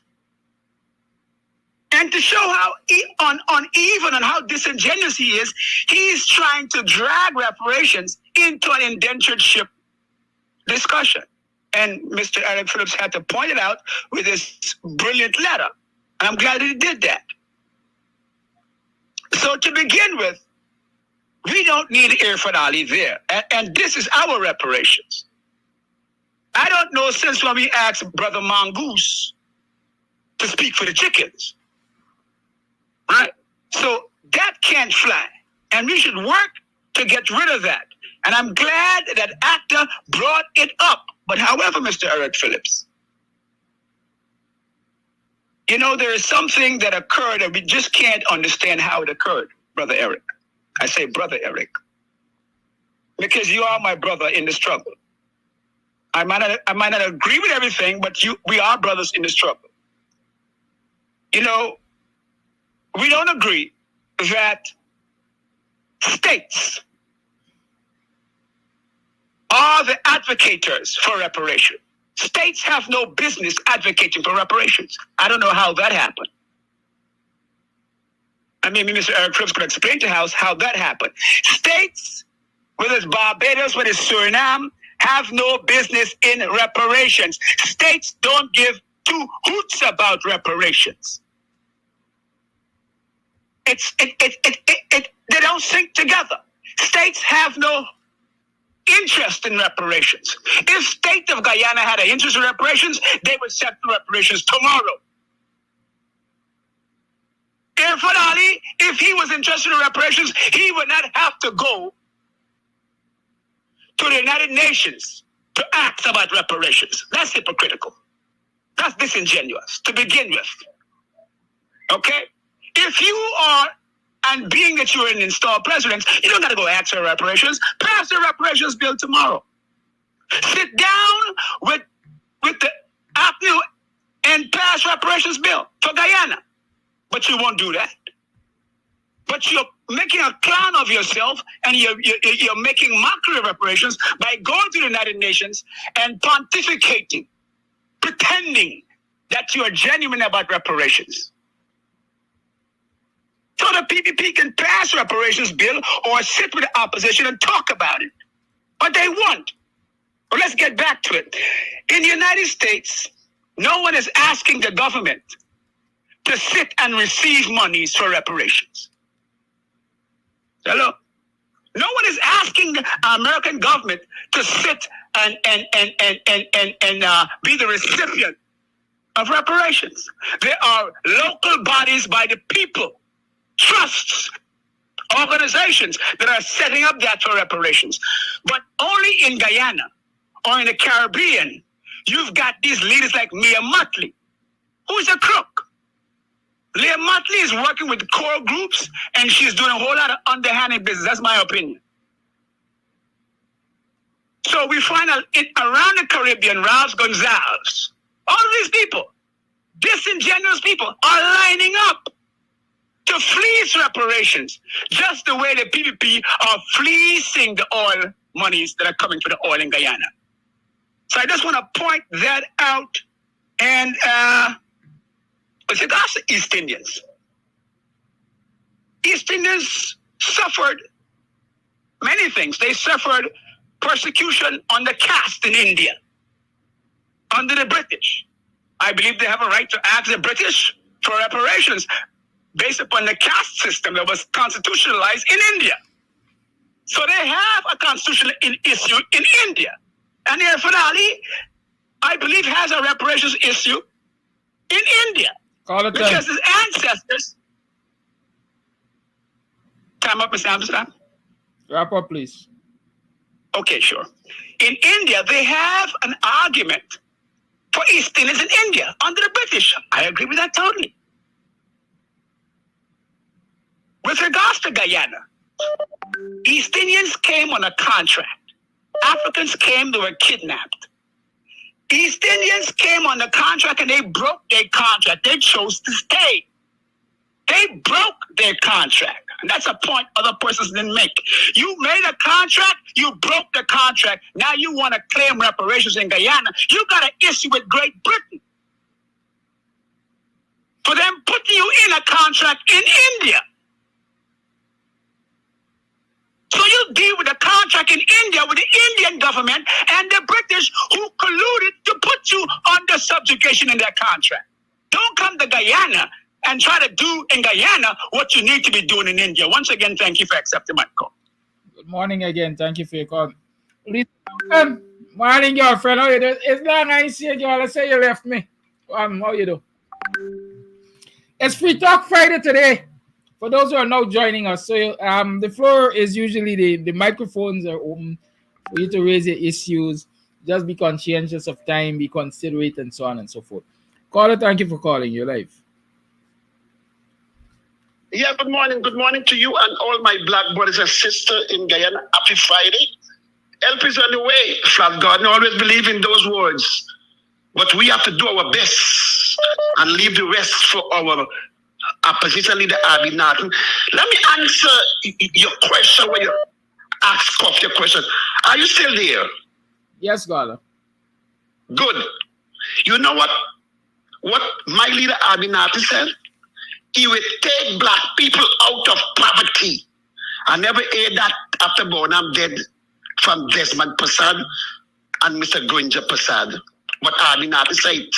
Abby Norton said from day one, he will put back free education, what Bonham build a foundation and left for all Guyanese from day one, from A to Z. Abby Norton said he will not stand by and allow that wicked demon Jadu that all France Garden could do, because I'm nothing Guyana for bossy head. But for tell him plain that France Garden he banned night, but I banned last night. That he will not sit by and let Jadu take over all the towns and control Guyana and black man. That is the word what Abby Norton said. So why we must not rally into the brother who challenged France Garden yesterday? Did you see the response when you finished talking your nonsense? People calling and said they're with Abby Norton. What's wrong with you guys? Who do we have to replace Abby Norton right now? And Coffee said they got to come and tell we what they will do. They got to start act physically on the street by protest and shut down business. That they got to prove to Flat Garden. But yet still, I cannot run away from God's words. God said Abby Norton is the next president. Abby Norton rightfully said he will be the next president. Did any one of you observe Jagdio press conference? You all see on Jagdio wall what he established? Maybe it's a campaign. Picture that now. You hear what Jagdio said again yesterday? We going to win the next election. The fat president said earlier that 2027, then he will give black teacher, black man money. But the second point this morning, what Jagdio said, what nobody pay no mind, but Fazgani pay mind. Jagdio said clear yesterday for the press conference that we will win the next election. And people from other party just call him and tell him, by we know you guys win election. We lost election. Let me read the fine print. It's people from PNC party, people from AFC party call and give out information to Jagdio them. It's plain words, Fat God, you fighting for target. That's why God spit out Bonham for the land, for show us who are there in PNC camp. Wolf in sheep clothing. Them MP in PNC, are you be careful, because God you make you end up like Sharon Das. And you see the same come back to Ramzatan. Why you believe Granger did not want Ramzatan for be the prime minister? Check back the video them. Ramzatan and Granger never campaign all around. Like how he and Mr. Nagamutu campaign. Because you know that man, Nwangatan, is a wolf in sheep clothing. He hide the secret. What kind of secret, Flash Garden? Talk to me this morning. The secret, when Shawada said he cannot take the job because he get Canadian citizen. Why Nwangatan did not take that secret to his boss, to his job, and let Gruja put a punch in that? I said right away, early meeting, we got to start saying no. Nwangatan is not to be trusted. I'm saying this over and over. And I think the point has been made, Carlo. Okay, good. One more thing before me go. Coffee, use a point there, I believe it was yesterday, concerning about the Speaker of the House. I talk about it all the time. The Speaker of the House make an error and get us in this nonsense today concerning the no confidence motion. I can remember Basil Williams went back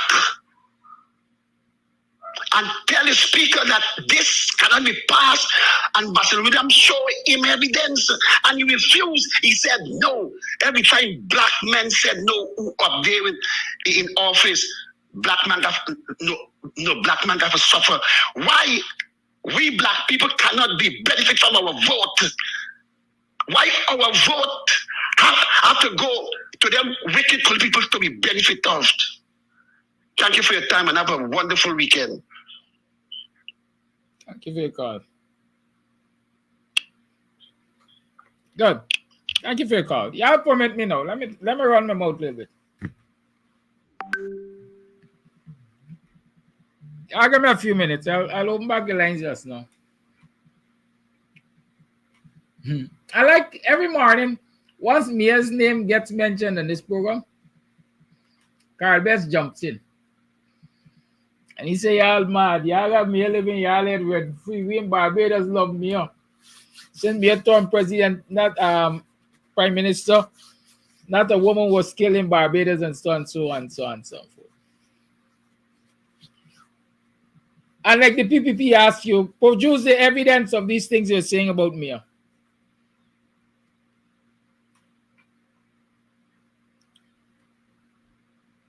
Why do you think they got investigators? Why do you think they got the CIA, the FBI, the Scotland Yard? In Ghana, they got CID, they got SOCO, and so on and so forth. Evidence is not always to put your hand on. Sometimes you got to dig deep. You got to go to dark places for evidence. But in many instances, you can conclude, and you can conclude almost safely what people are about based on their actions. Everywhere you see them, you see Ralph, you see Mia, you see Ali. 3 musketeers. We know, I personally know, of Mia's role in impacting, influencing regime change in Ghana in the last elections. I can tell you that. The woman who headed the team and prepared the report on those elections was a selectee of Mia. She had her instructions. Some of us know what those instructions were. Some of us were privy to the report that she presented. So, Carl Bess, many of us, when we say, if you notice, I don't comment on Mia. Because Mia comes across as a typical house slave to me, and I'm being very frank. Those of you who will remember me addressing Mia for the very first time, I must find that letter. I don't know where it is, but I must find it. Everybody wanted to share that letter in their media houses. Everybody wanted to use that letter as an example of what a good response was. I don't discuss Mia. Mia's a demon. Some people might say confused. But Mia is a typical Uncle Tom. You sell the others for your own comfort. That's what used to happen on the plantation. The Uncle Toms, the old slaves, Used to go among the field slaves and listen to them and their plans, and then they take it back to the slave table, the master's table. That's me, and I have no apologies to make for that, Carl Best. The evidence shows me gang up against the Granger government and instituted regime change. I was in those reconstations. I personally called on me as representative several times to provide evidence in those reconstations. A region 7 box being counted among region 4 results. Another region's ballot found in region 4 boxes and stuff like that.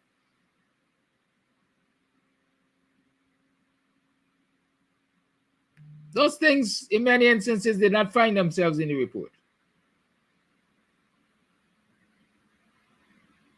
So I know who Mia is. I've had my assessment of Mia. Mia and the Guyana-Venezuela border controversy. Mia basically took the side of Venezuela.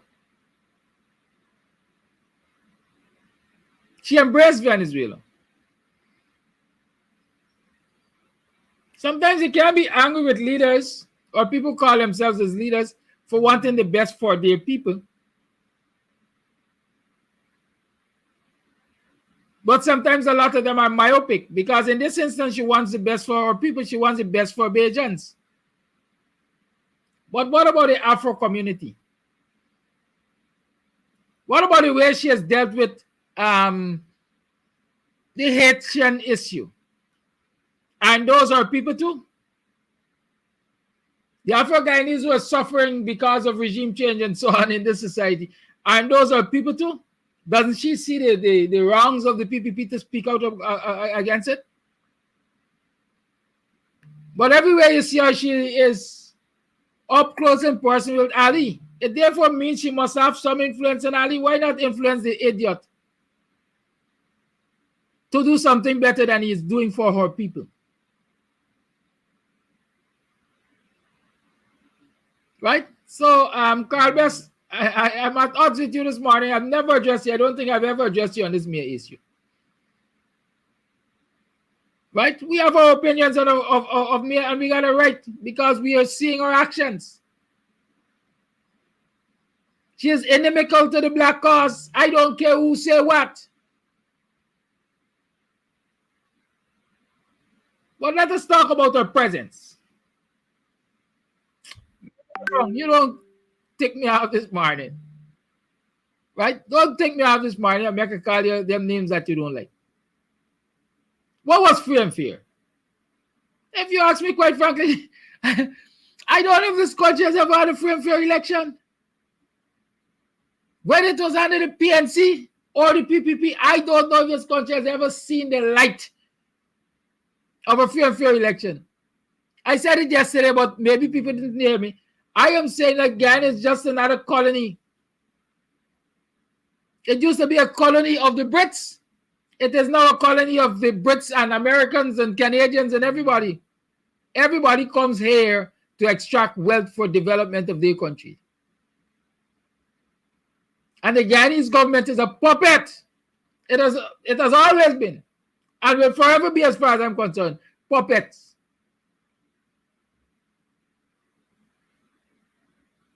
These elections have always been influenced by external forces. 1996 or wherever, Jimmy Carter put the PPP in government.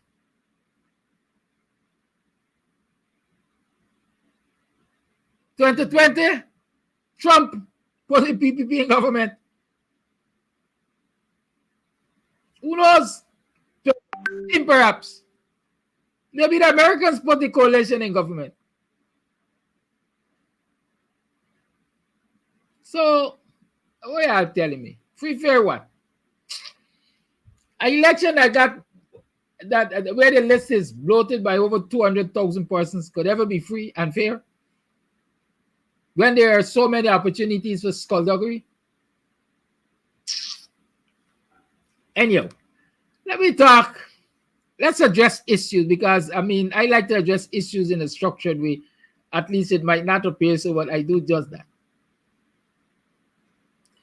On the reparations issue, in 2013, CARICOM established a reparation commission. The issue of reparation was being discussed across territories. There were several persons who were leading those discussions. Eric Phillips definitely was the man leading discussions about reparations in Ghana.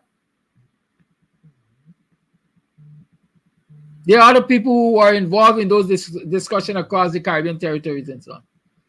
But 2013, CARICOM said, we're going to establish a reparations commission.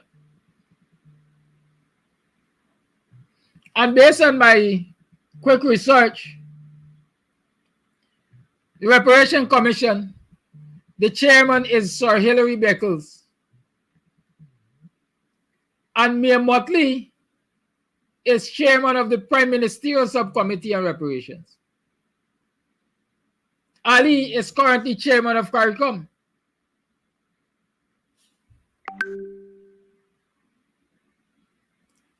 The chairman of any organization is usually an ex officio member of any committee or commission.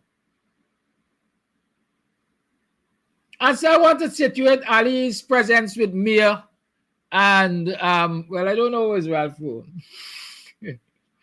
Ralph is a two-bit hustler. Yaga, the notorious tree. Anyways, right? So Ali as chair is an ex officio member, I want to believe, of that Reparation Commission. Mia is chair of the Prime Ministerial Subcommittee.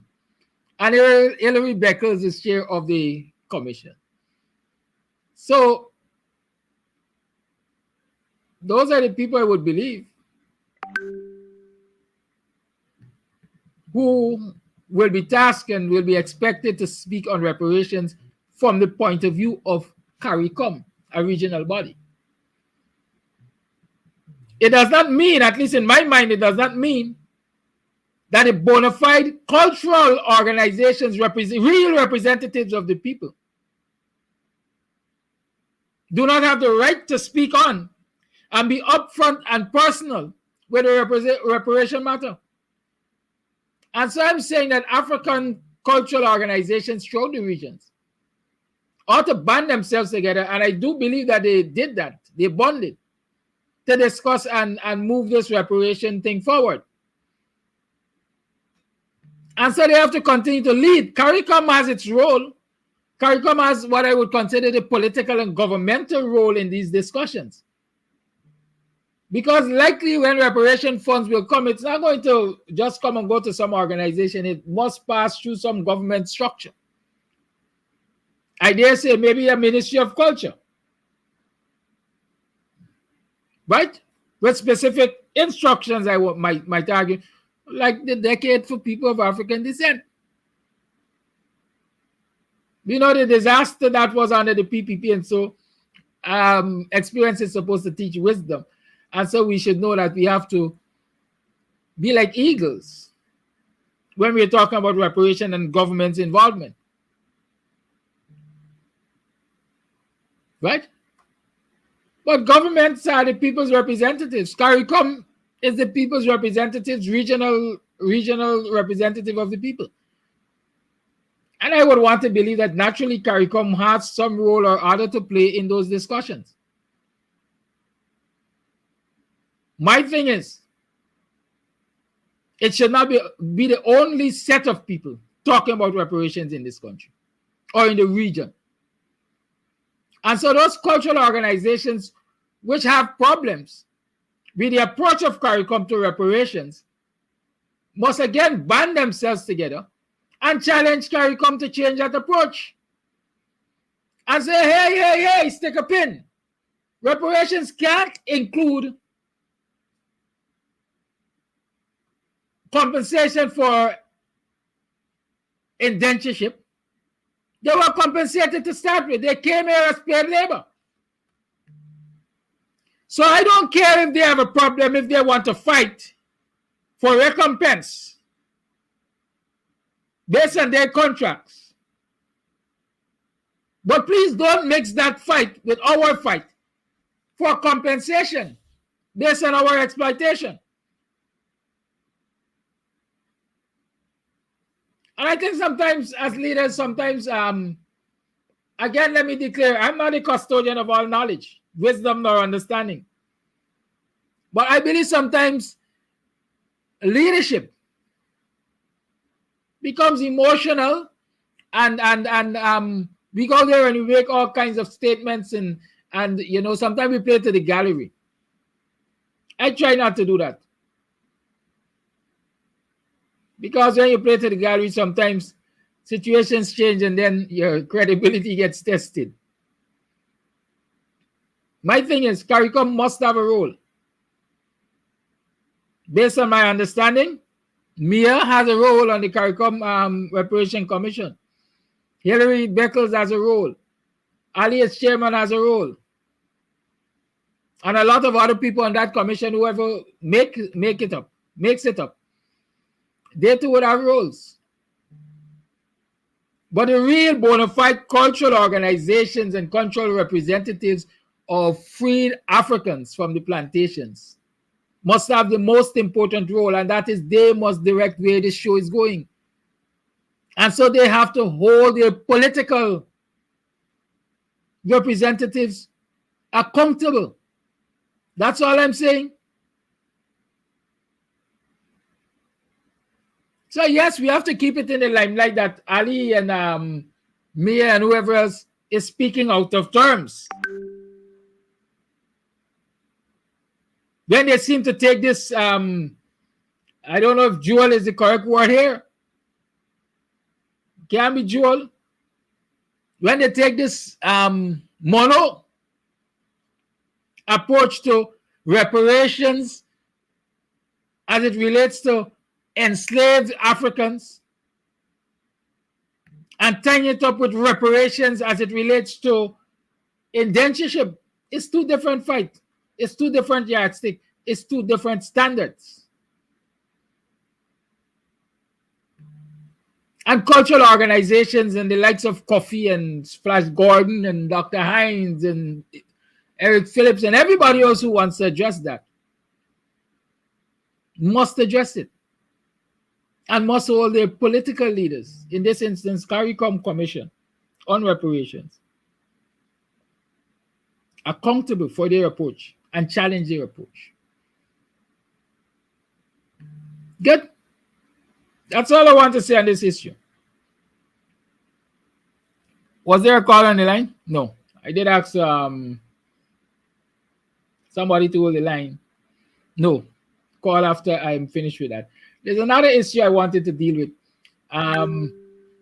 But let me take this call and we'll come back. It's Free Talk Friday. It's y'all Friday, man. Let's allow y'all to talk most. Call it live. Yes, good morning, Brother Kadaki. Good morning to all the viewers and listeners. Barbados. Barbados has been one of the success story of post-slavery, post-whatever. It is one of the most stable countries in the Caribbean, economically, socially, and politically, post-slavery again. Or what do you call it? Imperialist. And even though it has been so successful, it only became a republic maybe a year or two ago, something like that. Why? Barbados actually, the people of Barbados, they are proud. They're proud. They seem to be proud. The political system actually has been proud subjects of the monarchy over the years. So I don't think that they mere mortally sure is the right person to be negotiating for reparation, because, like I said, they're still subject to the monarchy, and they proudly so. So mere mortally has no place trying to be a negotiator for reparation. She might be a good orator, but I don't think she's the right person to be negotiating for reparation for Black people, because again, they're perfect house slaves, right? I really don't want to generalize all the people of Barbados, but they're the most tame slaves, the most tame Black folks in the Caribbean. They'll look up to white people. So I really don't think that she should be in that position negotiating for Black folks in the Caribbean as a whole. Kentucky, whatever his name is, I don't know him that much. But our president, our so-called president, Irfan Ali, he does not have the intellect to negotiate for nothing. He cannot pronounce the word reparation properly, much as know the meaning of it. I have a speech impediment, and I'm sure I could do way better than he can in that regard. So these people that they have around the table trying to negotiate for us, I don't think they're suited to be there. Thank you for that. Thank you for your call. The lines remain open.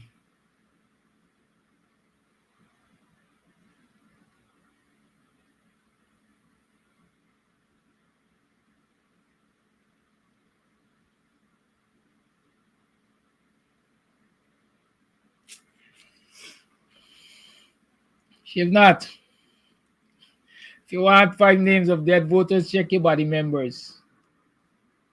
You can find them right there. Ask Anil for the list that he collect from GCOM. Ask him where that list is. I'm not the custodian of government information. Ask Anil. You go check with the call a live. God bless good morning to you, Mr. Kadaki. God bless the program to the rest of the Guyanese nation and all those who are in and out of the diaspora. Bless good day to you all. Guyanese is amazing. I just want to share this with our people and those who my heart is so overwhelmed. I am so happy. I'm so overjoyed. I can't say how much I thank the UN for the presence in this country. I really love how the UN had troubled the water of the government. I really love how the water has been stored up and how the government they understand the reality of the truth of life, whether they're living in a coma or they're living in a tomb or something. It is not amazing to see how they become offensive and defensive, how they are exposing the truth and don't even realize they're exposing the truth. Can you imagine Mr. Jagdeo is calling to produce the people them who give the UN some of the report and complain? It's like telling Kanu, all them people who tell you and give you about drugs bust, let me know who report them. It's like the body who get caught up saying, tell me who report me. What kind of stupidness is that? Where in this world? And my brother Flash, be careful how you're trying to say Jagdeo. That man is a big, bare-faced, presumptuous liar. He fabricates things and he says things to get things out of people. Sometimes nobody tell that man one thing we claiming that people tell him. He's a liar. Anyhow, the UN could look and see what's going on with the Ministry of Education. They don't even have to ask nobody question. They could look and see what's going on with the union and the Ministry of Education and see how the ministry is lying. All the representatives, they are lying. And then it's amazing that Mr. Anandala realized that these bodies are supposed to be independent bodies. The UN know that the bodies are supposed to be independent bodies. They agree with the government, but they want to know why they are not allowing them to function in the independent way they're supposed to function. And that is what is affecting them. However, Guyanese, please let us understand we have an opportunity when the time comes for vote, and let us vote this government out. They don't have our interests at all. You can see clear. You need a binoculars to see that. Guyanese, We don't need binoculars to see anything like that. Look how they're treating the Venezuelan. All them getting land, they getting work.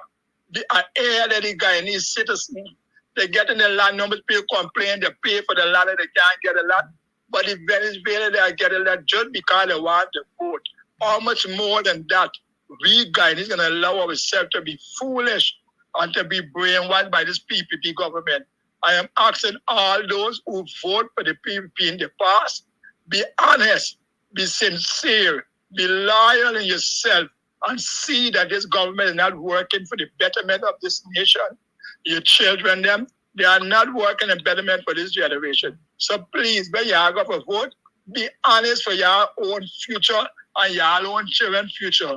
Because look at ExxonMobil, look what they do. You see, they are running against this nation and the citizen and everything. Once again, Mr. Kadaki, God bless you. God bless us. Now, we're going to get there, we stay in the righteousness, but the battle ain't going to be easy. But let us continue to fight and receive the victory God has for us to enjoy the blessing of this land.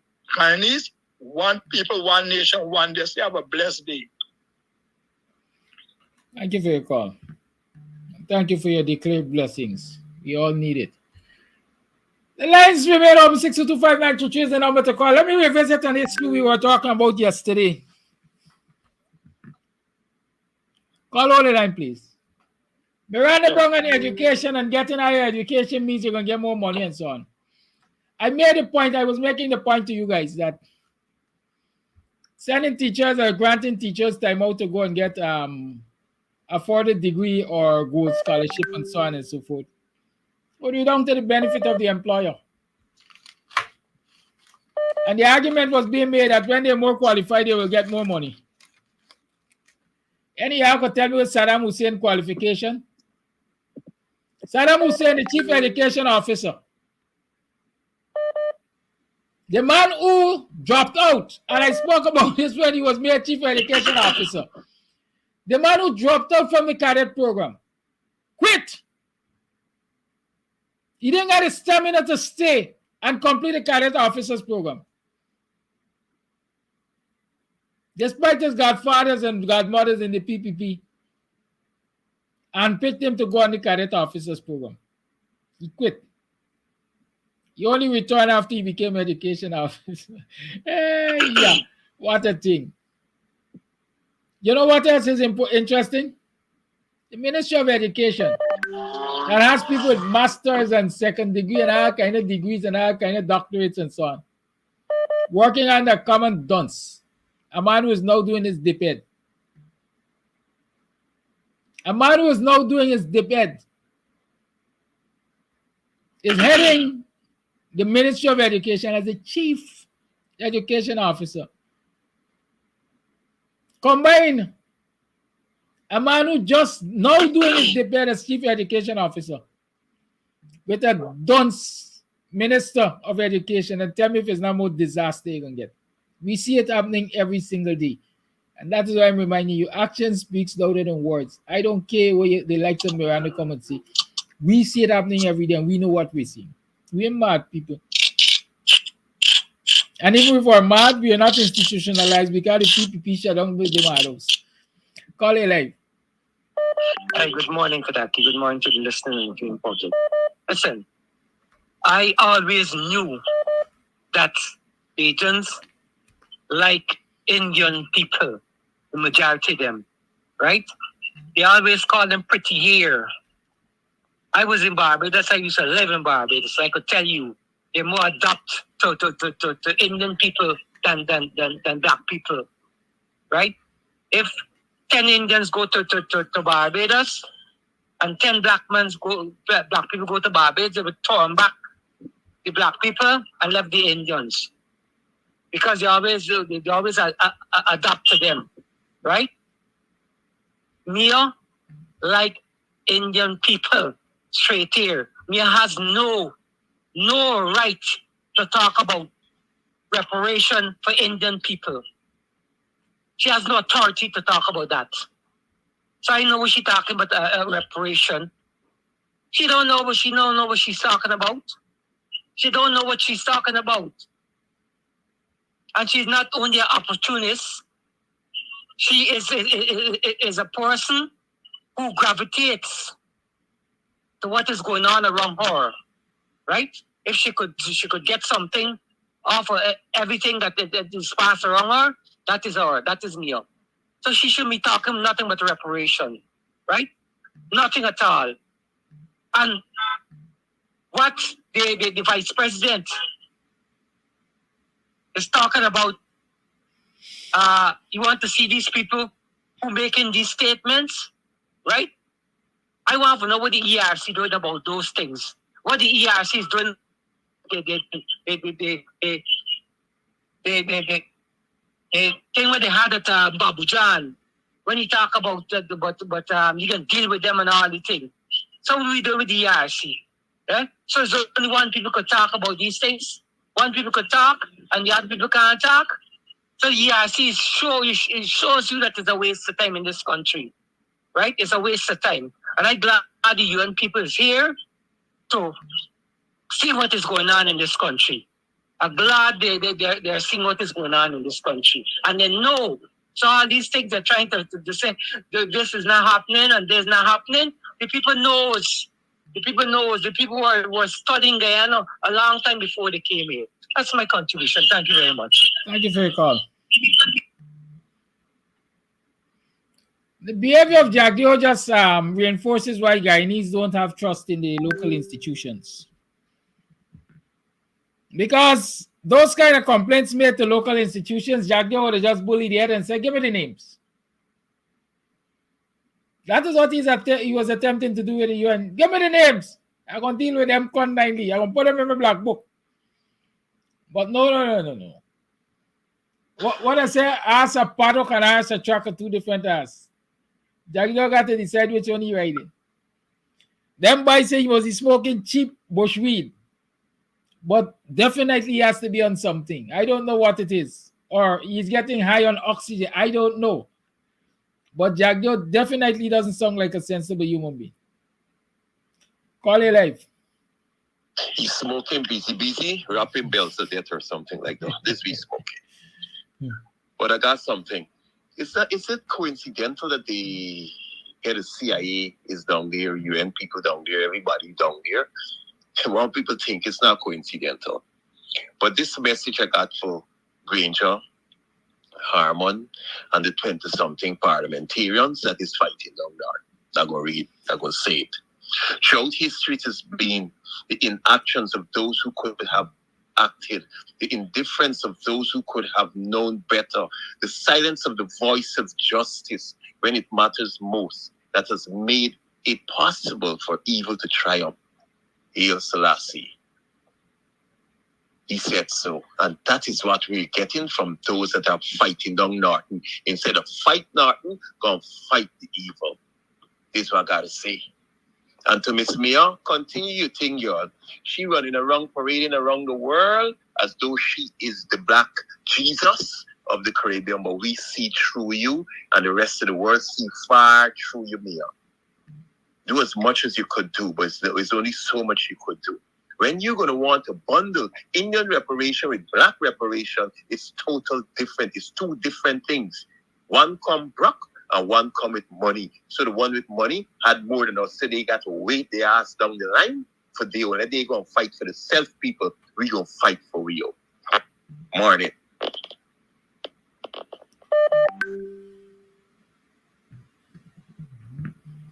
Call it live. Good morning. Missed that one. I got a tune to play for y'all. It's Free Talk Friday. One. Let me play something. Ficadi.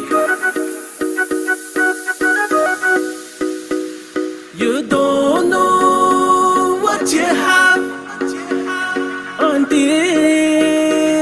it's gone. You don't know what you have until it's gone. Now you're up and gone away, baby. Didn't wanna stay, baby. I wasn't to play, baby. I just want to hear, baby, where you really want me to. Shoulda know my love for you is true. Girl, you been tell me that you're never gonna leave. Girl, you been tell me that you're never gonna leave. Girl, you been tell me that you're never gonna leave. Girl, you been tell me that you're never gonna leave.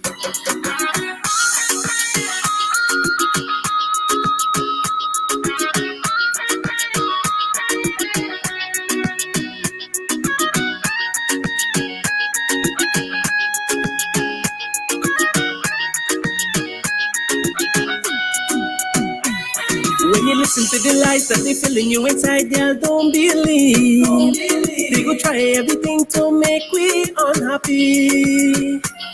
When you listen to the lies that they filling you inside, girl, don't believe. They go try everything to make we unhappy. Oh, jealous people want we only end up in fight. Girl, they wanna fool you, saying I ain't doing you right. Caught up of me, girl, you know the truth. Girl, you been tell me that you're never gonna leave. Girl, you been tell me that you're never gonna leave. Girl, you been tell me that you're never gonna leave.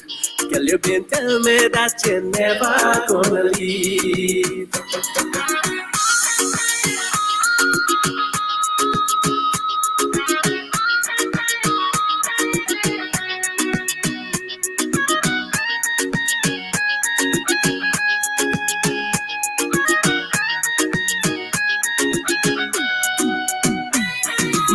This so kind, girl, follow your mind, girl, follow your heart. They go try everything, girl, to drive we apart. My love is so kind, girl, follow your mind, girl, follow your heart. They go try everything, girl, to drive we apart. Oh, jealous people want we only end up in fight. Girl, they wanna fool you, saying I ain't doing you right. Caught up of me, girl, you know. I just realized something. Were you guys hearing music? Were you getting music? I hope you were. Were you getting music? Did you hear that song by Vikash? What name? Vikari Singh. You don't know what you have until it's gone. I don't know if you were hearing. I hope you were hearing. I'm going to see y'all starting another argument there. What PNC did for Indo-Guyanese. Why y'all want to go there? Some people would never acknowledge the good of anything that the PNC did. Right? All them Indo religious holidays and so on that they got in this country, they came under PNC.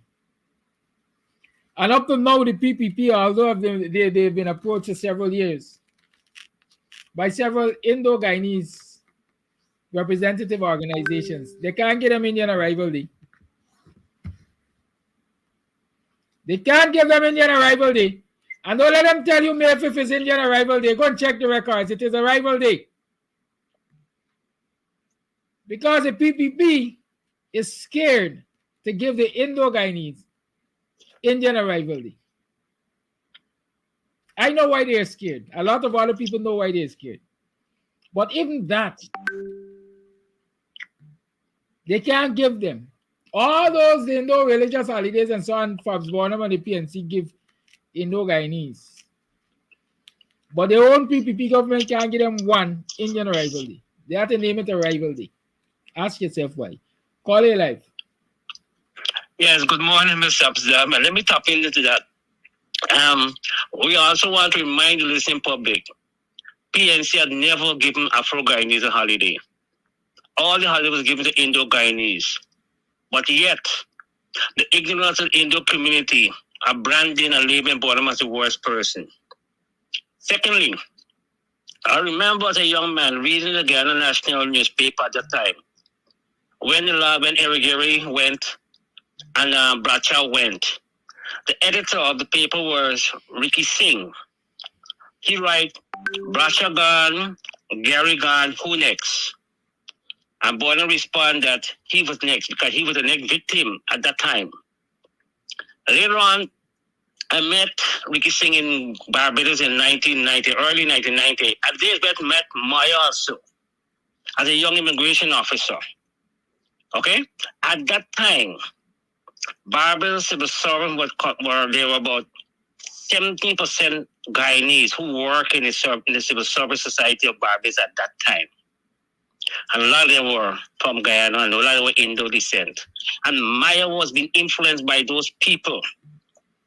What she's doing now is nothing strange to me. Okay? Ralph, I met Ralph while he was opposition leader in a place called Greg's in St. Vincent. And he always gave me the impression he's a nationalist. He and a regionalist, right? Let me say this to the Guyanese public. These guys are opportunists, right? They found a puppet, and they are his puppet master. They realize they can use Ali for everything, and they're using Ali left, right, and center. My question to Guyanese in the diaspora and throughout the world, if Ali is serious about reparation for Black people, why the hell he keep taking away land from Black people families rather than leaving these lands that belongs to them from the generation? They know they don't have the finance to develop this land. Why are he taking from them and still fighting for restoration for Black first slaves? Which I think is nonsense. Have a wonderful day. Thank you. Thank you for your call. I might like a person, but I love me people more. Well, I know, right? Ali might like Black people, but he loves his people more. Yeah. You know, I'll take a lot of things. Oh, I saw this comment I wanted to respond to. I think it came from Miranda. What can the UN Human Rights Commission committee do to Guyanese? Nothing, because Guyana is a sovereign state. I don't know if you guys remember me making that comment, not in those words, while I was chatting with Dr. Enzi the other morning. Is the Guyana government so quote-unquote lackadaisical about appearing at this committee because they tell themselves that the UN will not be able to do them anything or cannot do them anything or something to the extent?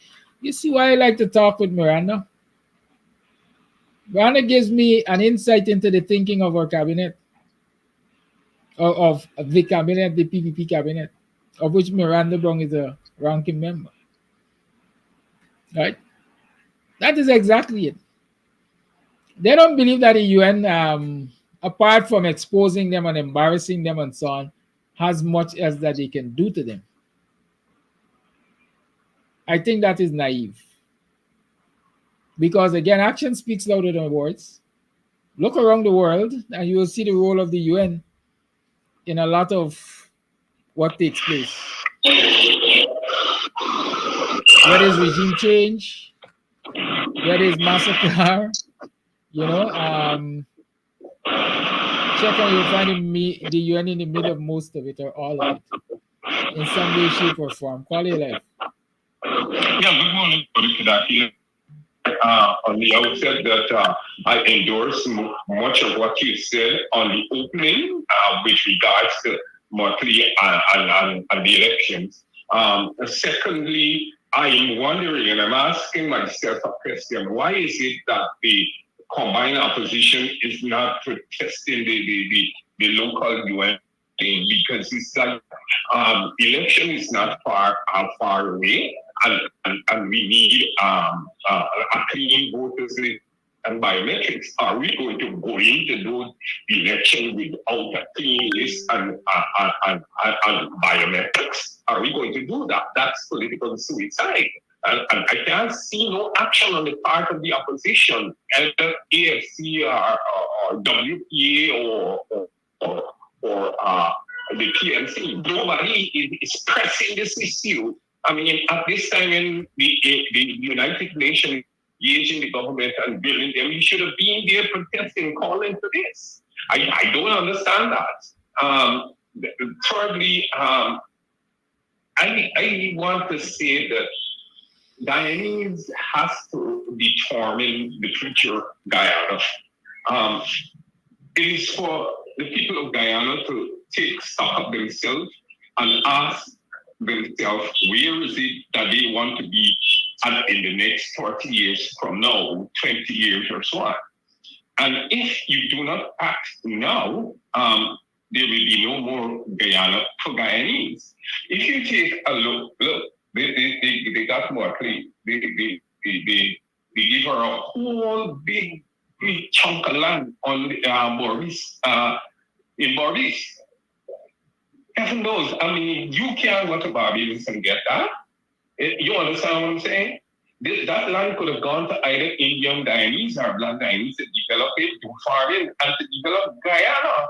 It's gone to Barbados. The second, you have the Venezuelans that are coming here and getting more rights now than Guyanese. People coming in from all over the world and benefiting from the proceeds of Guyana's wealth, and Guyanese is still suffering. So I call this morning to the Guyanese people, we talk too much. We talk too much. There needs to be action. Get out there, protest these atrocities. Because let me tell you something, Dr. Kadaki. If we allow this situation to persist, now they say in Region 1, there's more Venezuelans than Guyanese living there. You can always see, you can see them in Georgetown too, and certain parts of Berbice. So now, if Maduro said, all right, we don't want to lose bomb for them, let me flood the whole Region 1 with about like 300,000 people. What happens then? He can say he has a claim because he's a Venezuelan citizen. The PPP is doing that because they allowing them in because they want votes. But they're not thinking in the long term that, okay, if you get the majority of Venezuelans, you have a Venezuelan president, well, then he surrender people to Venezuela by the click of his finger. So now, my charge is to the people of Guyana, you gotta take stock of yourself. You see all them rice lands on the Essequibo coast, right up to Tushin. Bear in mind, Essequibo start from Tushin, goes right up to Marawan and Babaruma. And the entire interior region of Guyana. You understand what I'm saying? So, given the fact, if you allow this to happen, there will be no more Guyana for your children and your children's children. And this is not about race. It's about a Guyanese thing, the survival of the nation of Guyana. We ought to take stock of what Bornham and Japan taught us. And based on that, the PPP now constituted is not about Jagan. No, not a semblance of Jagan teachings is there. The other one went up to Babujan and used that, okay, to cut out people. Before he advised the people to build on the teachings of Dr. Jackman. You know, so there was no semblance. I mean, the supporters, all of them who on this troll and looking and listening and commenting, there was no semblance of the teachings of Dr. Jackman in the People's Progressive Party. None. Understand? Okay, thank you for having me. Thank you for calling.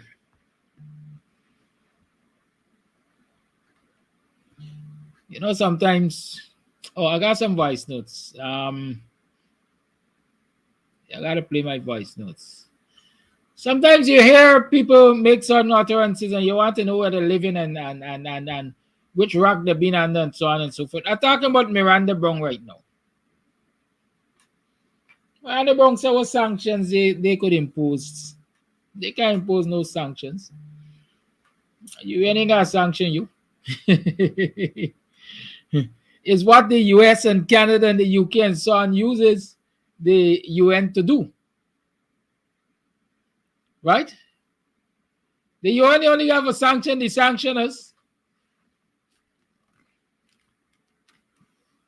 Right? The UN only got sanction the sanctioners. Why you think these powerful nations always maintain control of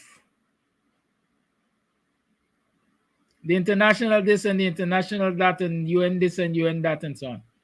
Because they only need the UN to ratify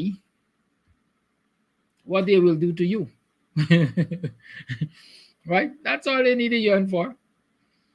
So while the PPP behaving as though they're big and bold and they are in a good place and they're not worried by the visit of the UN and so on and so forth, they know that deep down inside, they're scurrying around in back rooms right now to find solutions to some of the issues which they are confronted with and some of the issues which they expect to be confronted by.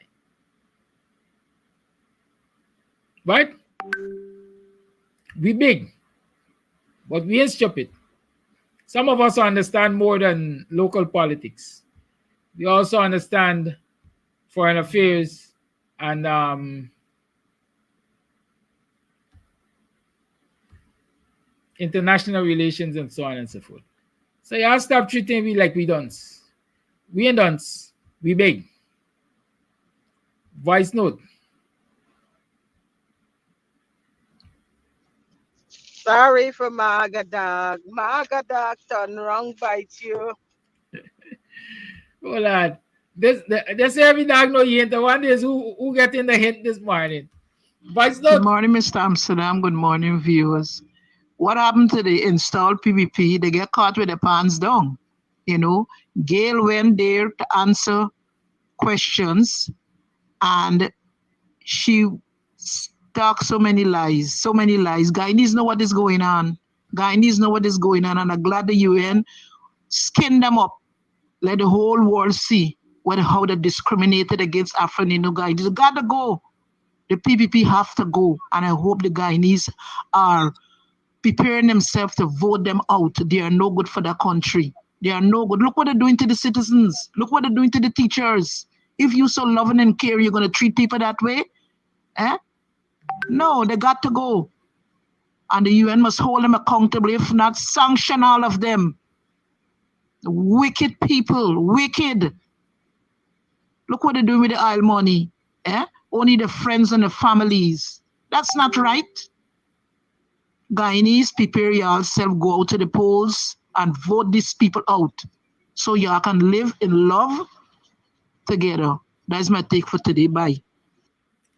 Thank you for that voice note. There's another one I want to play.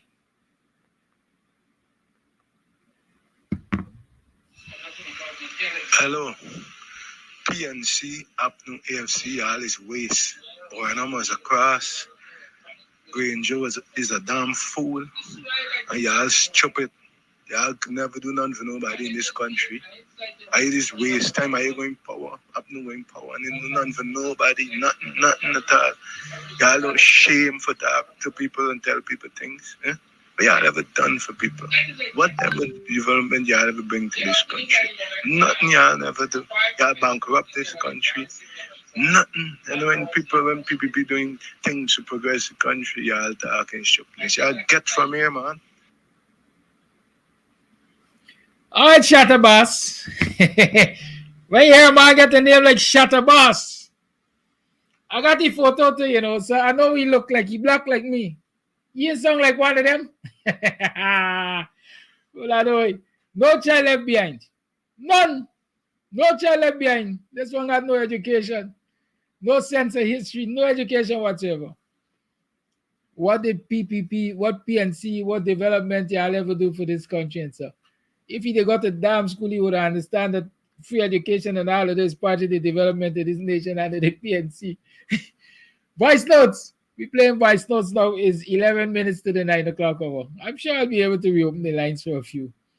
Shatterboss. Martin, you sound like hey Yaga. What a thing. What a description. Boss on another word rhyme, eh? Right? You know rhyming words? Boss. And another word rhyme. Which one I want to play now? Oh, this one here. Up next. Mr. Kadaki, good morning. You know, let me just say this. The government of Guyana should be so much ashamed of themselves. The UN would not question them on things that they don't have facts about. Those people don't have the time to waste. So all they were doing, if they think they were at this point coming to find out what they are doing in this country to people and in every way, all the flouting the law and what everything they're doing, those people have the facts about it. They knew. They knows about it. So they all that Dale to share was doing, making herself a puppet to go to those people and tell lies. And at the end of the day, I don't know how these people sleep at nights. Just to lie. A country with liars leading it. In the upper bracket liars. You cannot believe a word that comes from their mouth. Not one single word. Okay? So, Jack Dio and them running around and Nandalal coming out and making statements, they are failures.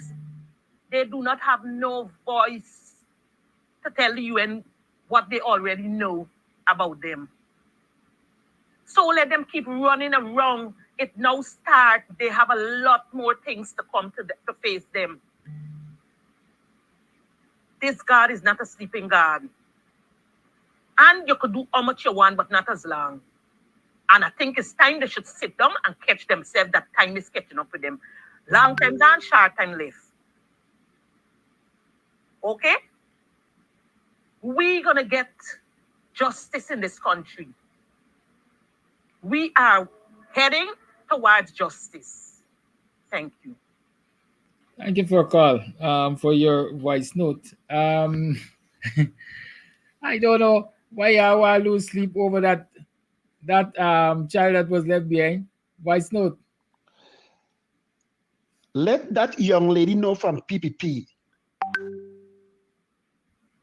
that if there any war have to take place in the world, the country have to go to the UN, and the UN will say yes or no. America, we have to go to the UN to go and fight Saddam Hussein. But George Bush lied to the UN. That's why the UN give them okay. But you see, afterward, the 2 Wars Center came down because they bully Saddam Hussein. So the UN have power. And you are right. Whatever them said, those countries have to react. Thank you. Thank you for your call. Your voice note. You know, there's another voice note. Let me play voice notes. I'll save my comments till later. Morning, Mr. Amsterdam. I did not intend to make any comment this morning, but why you had that white mouth dog who sung like a house Negro so long on and to complete what he has to say? That is a white mouth, yard foul, nasty, dirty dog. Go into your hole, you son of a. Hold on. This is I allow people to have their say. It's not Free Talk Friday, man. Why I gonna cut the man voice note in the middle? I need to know what the guys' opinions are. And y'all gonna decide whether they matter or not. Voice note. Good morning, Miss Amsterdam and listening public. I want to say that, and this is my take on the whole thing. I see Jack Dio is asking for names of those persons who would have provided information to them. Let me make it plain and straight to those who don't understand. Those people don't have to get information from any particular person, nor do they have to provide who they got the information from to Mr. Jack Dio. And they're saying Mr. Jack Dio with a grain of salt. Those people would have had their information based on persons who reside right there in Guyana. And it doesn't have to be opposition members. Now we're talking about an organization that is unlike that of the PPP. The PPP got a rather disrespectful and slapdash in Guyanese quotation of doing things. Let me say also that there are a lot of foreign ministers who have fake profiles. So they're fully aware of everything that happens in Guyana because they will latch on to programs and some will think they are trolls because of those fake profiles and they will get the information they require. And I'm speaking about the informal side of things. They would have had persons in there who have reputable backgrounds who would have been checking on the sitting government.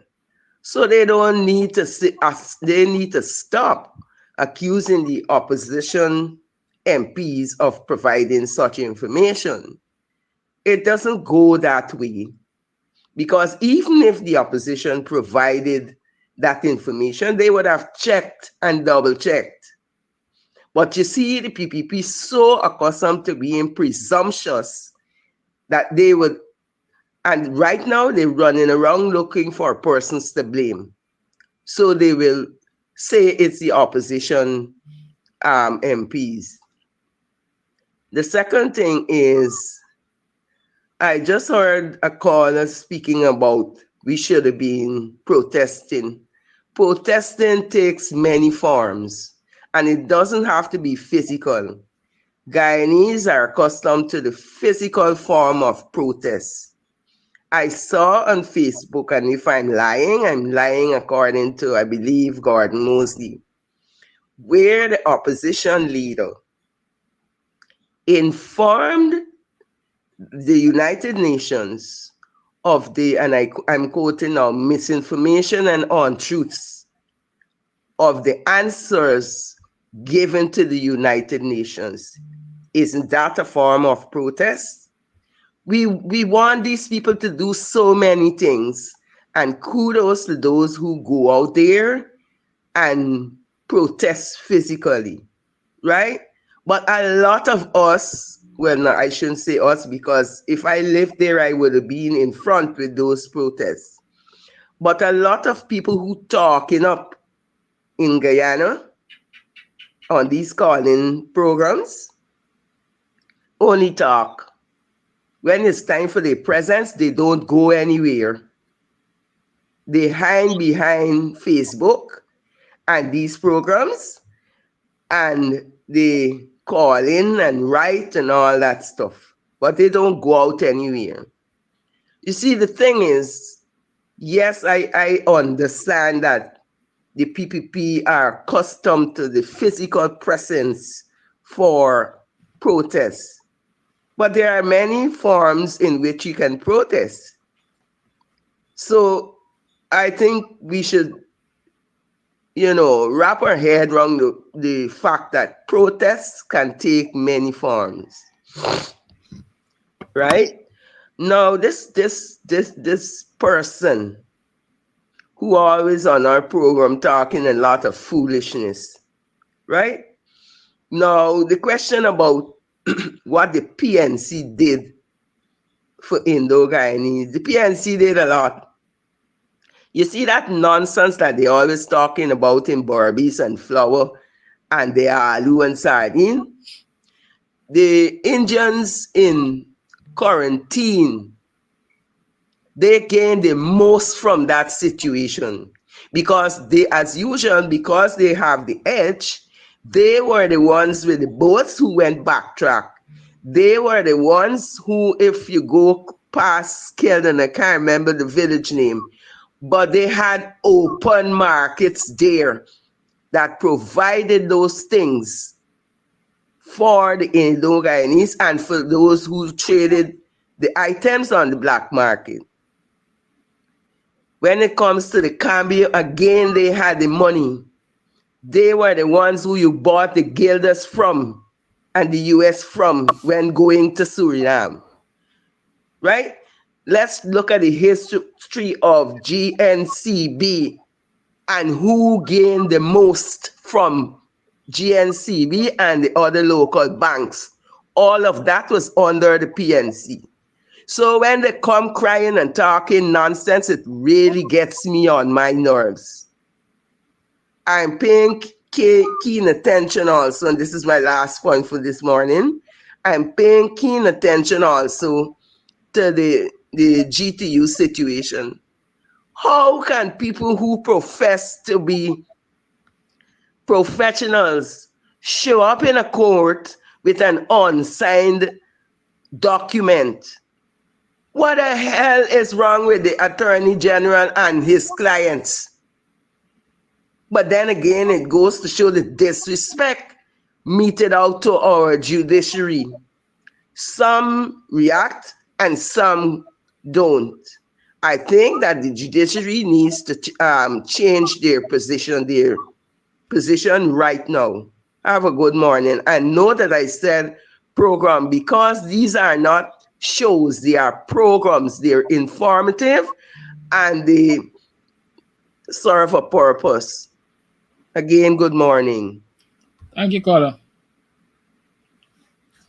I have another voice note, and then I'll share some information with you on the GTU situation and the courts, and we will be moving to make a wrap. Good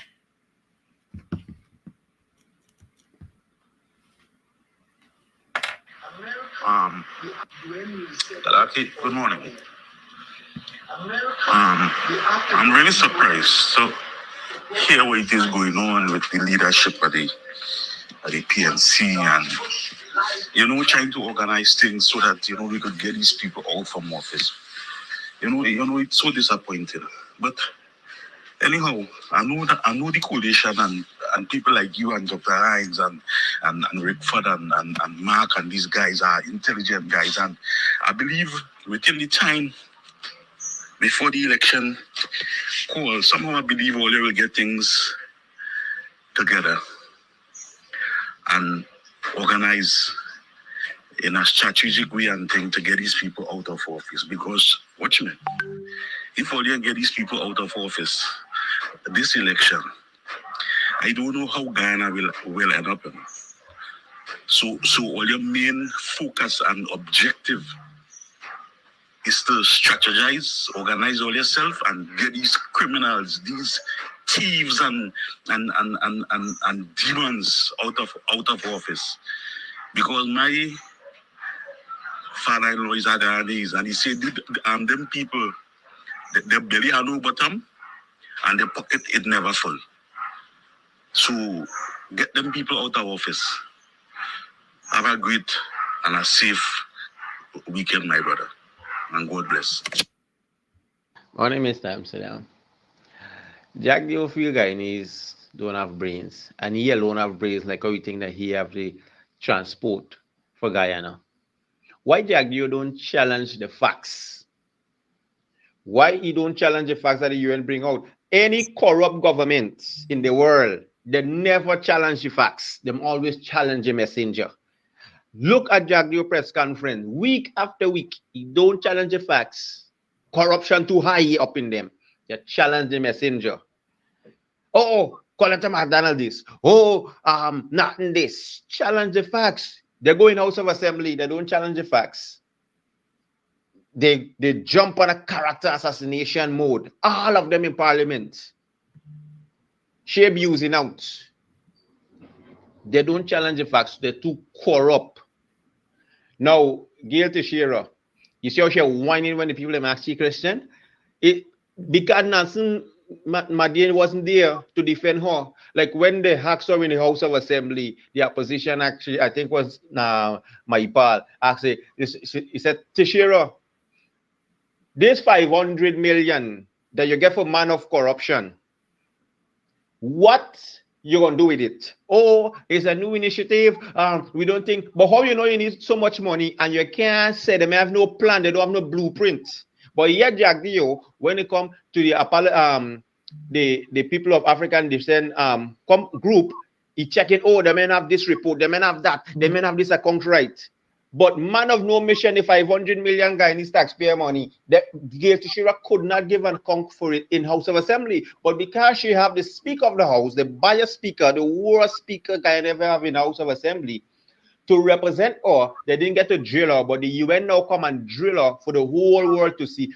Let Jack Dio and the government, Anal and all of them, let them come out and challenge the facts that the UN bring out. And let them point out one point or one fact that, or one point that the UN bring out that Guyanese did not tell them about already. Just one. Let them challenge the facts, because you feel like if this thing that come out is now Guyanese, no. Everything that the UN people bring out, we've been saying from day one. Jack Dio, we are no fool. We big, but we ain't stupid. We big, but we ain't stupid. That's a fact. It's 6 minutes past the 9 o'clock. All right, so I'll share some information with you. I'm going to read from the Kaicho News a report on that teacher's story. Kaicho News report, not that one. Or that idiocy. It is madness. Education chief tells court salary negotiations with GTU. But provides no records to support claim. Y'all hear that? Education chief tells court salary negotiations with GTU happened, but provides no records to support claim. Reading this story is disgusting, but I'm going to read it for y'all because it's going to establish to you and it's going to reinforce the fact that you got a dunce,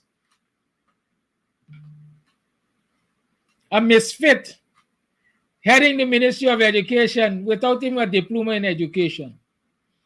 Right? While maintaining that discussions and negotiations to teachers' salary increase took place, Chief Education Officer of the Ministry of Education, Saddam Hussein, told the court on Thursday that he had no records to support this claim. On the further cross-examination by attorney for the Guyana Teachers Union, Darren Wade, the CEO failed to point the court to documents that would confirm that negotiations between the two sides took place on the union's multi-year agreement for the period 2019-2023. In its application before the High Court, the GTU has challenged government's decision to deduct pay from the salaries of striking teachers. It's seeking an order to block the administration from moving ahead with the decision to discontinue the deduction of union dues from the salaries of teachers on behalf of the union, and another order for the government to engage in collective bargaining for teachers' pay increase. During the hearing before Justice Sandil Kisun, Hussein told the court, quote, "I do not agree that there were no negotiations. It was just not recorded." The CEO, in an attempt to support his position, pointed the court to at least 10 documents, all agendas for meetings dating back to November 2020 to as recent as June 2023, when specific aspects of the proposals such as the bunching, the housing revolving fund, and scholarships were listed for discussion. However, it was pointed out by the attorney that the issues listed only served as a certain category, of teachers. Quote, "For instance, the bunching only some teachers would benefit from this. The scholarships, only 50 teachers would benefit from scholarship to attend the University of Ghana, as per your discussion. This has nothing to do with salaries," end quote, Wade inquired. "Not necessarily," Hussein replied. Meanwhile, senior counsel Roysdale Ford, who appeared on behalf of the Ghana Trade Union Congress, GTUC, had similar questions to the CEO. Ford mainly focused on the time when the negotiations would have occurred. In response, Hussein again maintained that negotiation happened, but he could not say when it commenced since, quote, "it was not recorded," end quote. Yesterday was the second day cross-examination for the education chief. Hussein was cross-examined on Wednesday after Vice President of the GTU, Julian Cambridge, testified that financial matters were discussed during the meetings between the union and the Education Ministry, but maintained that it was not in the context of collective bargaining. In response to questions that it relates to the salary matters, the CEO told the court that minutes of the meetings between the union and the ministry would point to the discussions on salary increases. However, when he was called upon to indicate where in the minutes that discussion was done, the CEO could only point to talks about salary increases for teachers who were promoted in the system. Quote, "You said there were discussions and subsequent increase of teachers' salaries. These increases that you speak of is not the ones that were universally done for all public servants in Ghana?" End quote, queried attorney for GTU Darren Wade. Quote, "No," Hussein replied, even as Wade tried to ascertain exactly when the discussions and subsequent increase of teachers' salaries took place. Hussein maintained that the salary increases he spoke of were not in relation across the board increases for public servants.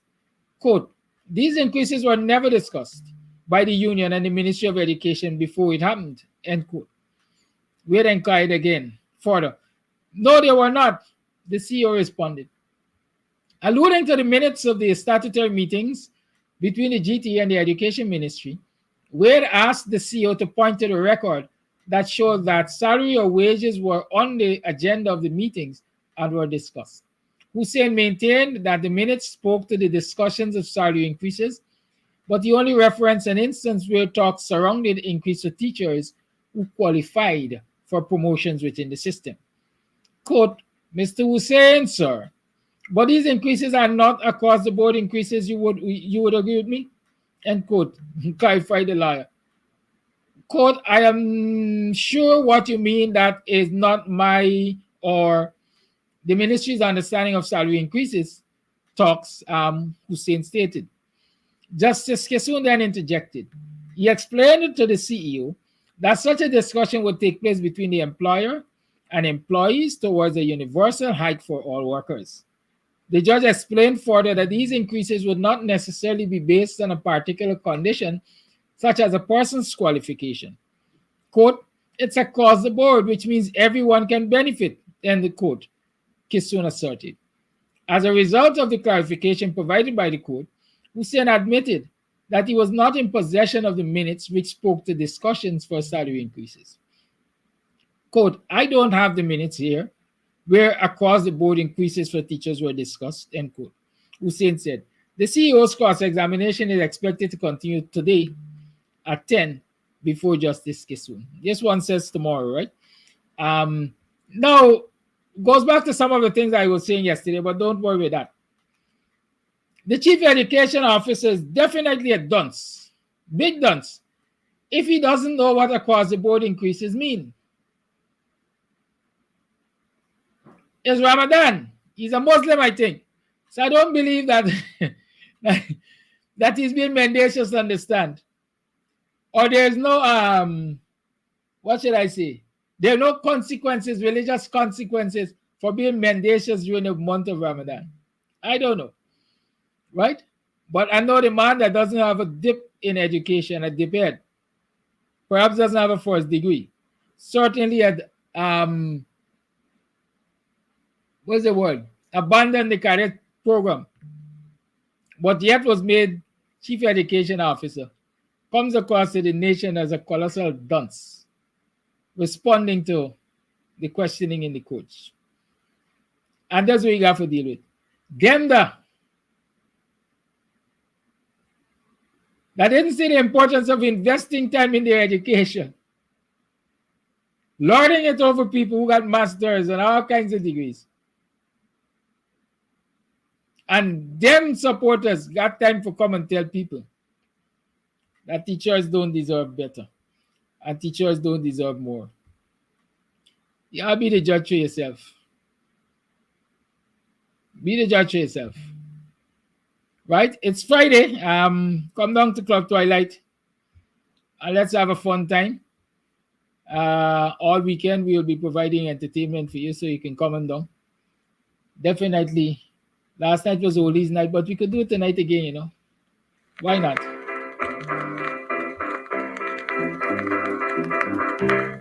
Hey fans, it's karaoke and oldies night this and every Thursday at Club Twilight Sideline Dam, Buxton.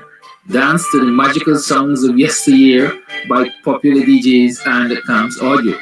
Admission is free. Come out, let's make memories at Club Twilight, Sideline Dam, Buxton North.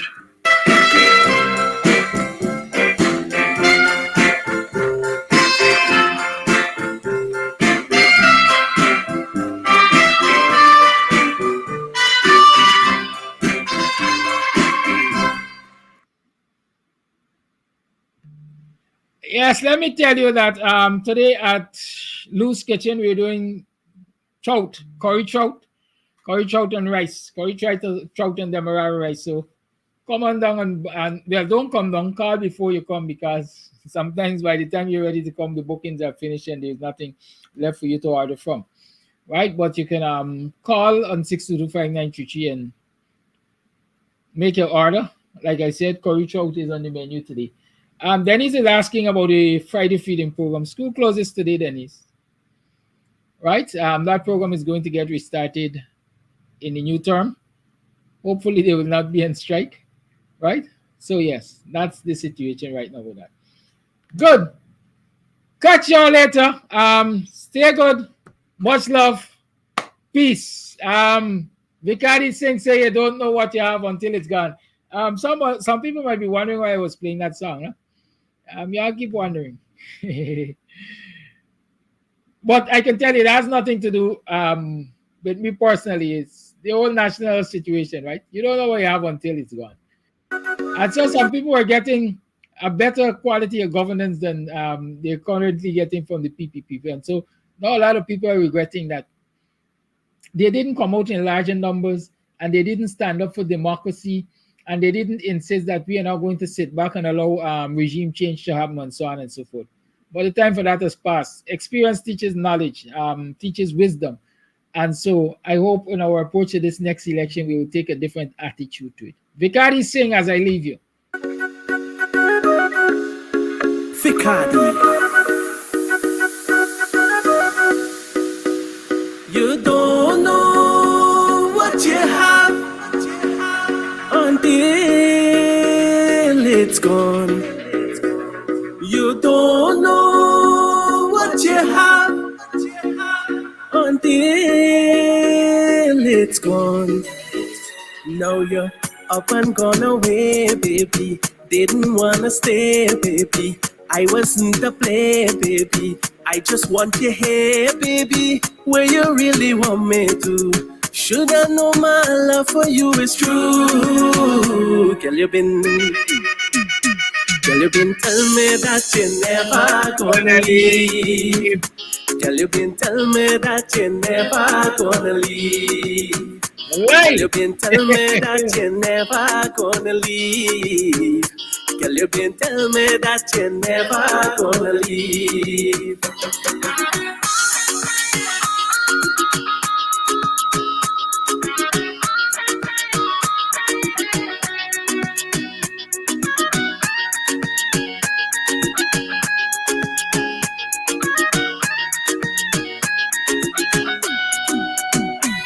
When you listen to the lies that they filling you inside, girl, don't believe. They go try everything to make we unhappy. When you listen to the lies that they filling you inside, girl, don't believe. They go try everything to make we unhappy. Oh, jealous people, want we only end up in fight. Girl, they wanna fool you, saying I ain't doing you right. Caught up of me, girl, you know the truth. Girl, you been tell me that you're never gonna leave. Girl, you been tell me that you're never gonna leave. Girl, you been tell me that you're never gonna leave. Girl, you been tell me that you're never gonna leave.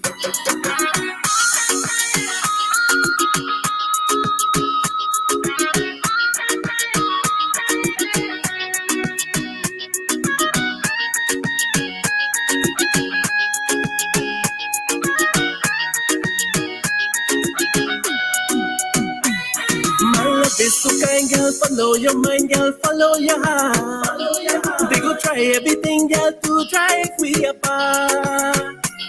My love is so kind, girl. Follow your mind, girl. Follow your heart. They go try everything, girl, to drive we apart. Oh, jealous people want we only end up in fight. Girl, they wanna fool you, saying I ain't doing you right. Caught up of me, girl, you know the truth. Girl, you been telling me that you're never gonna leave. Girl, you been telling me that you're never gonna leave. Girl, you been telling me that you're never gonna leave. Girl, you been telling me that you're never gonna leave.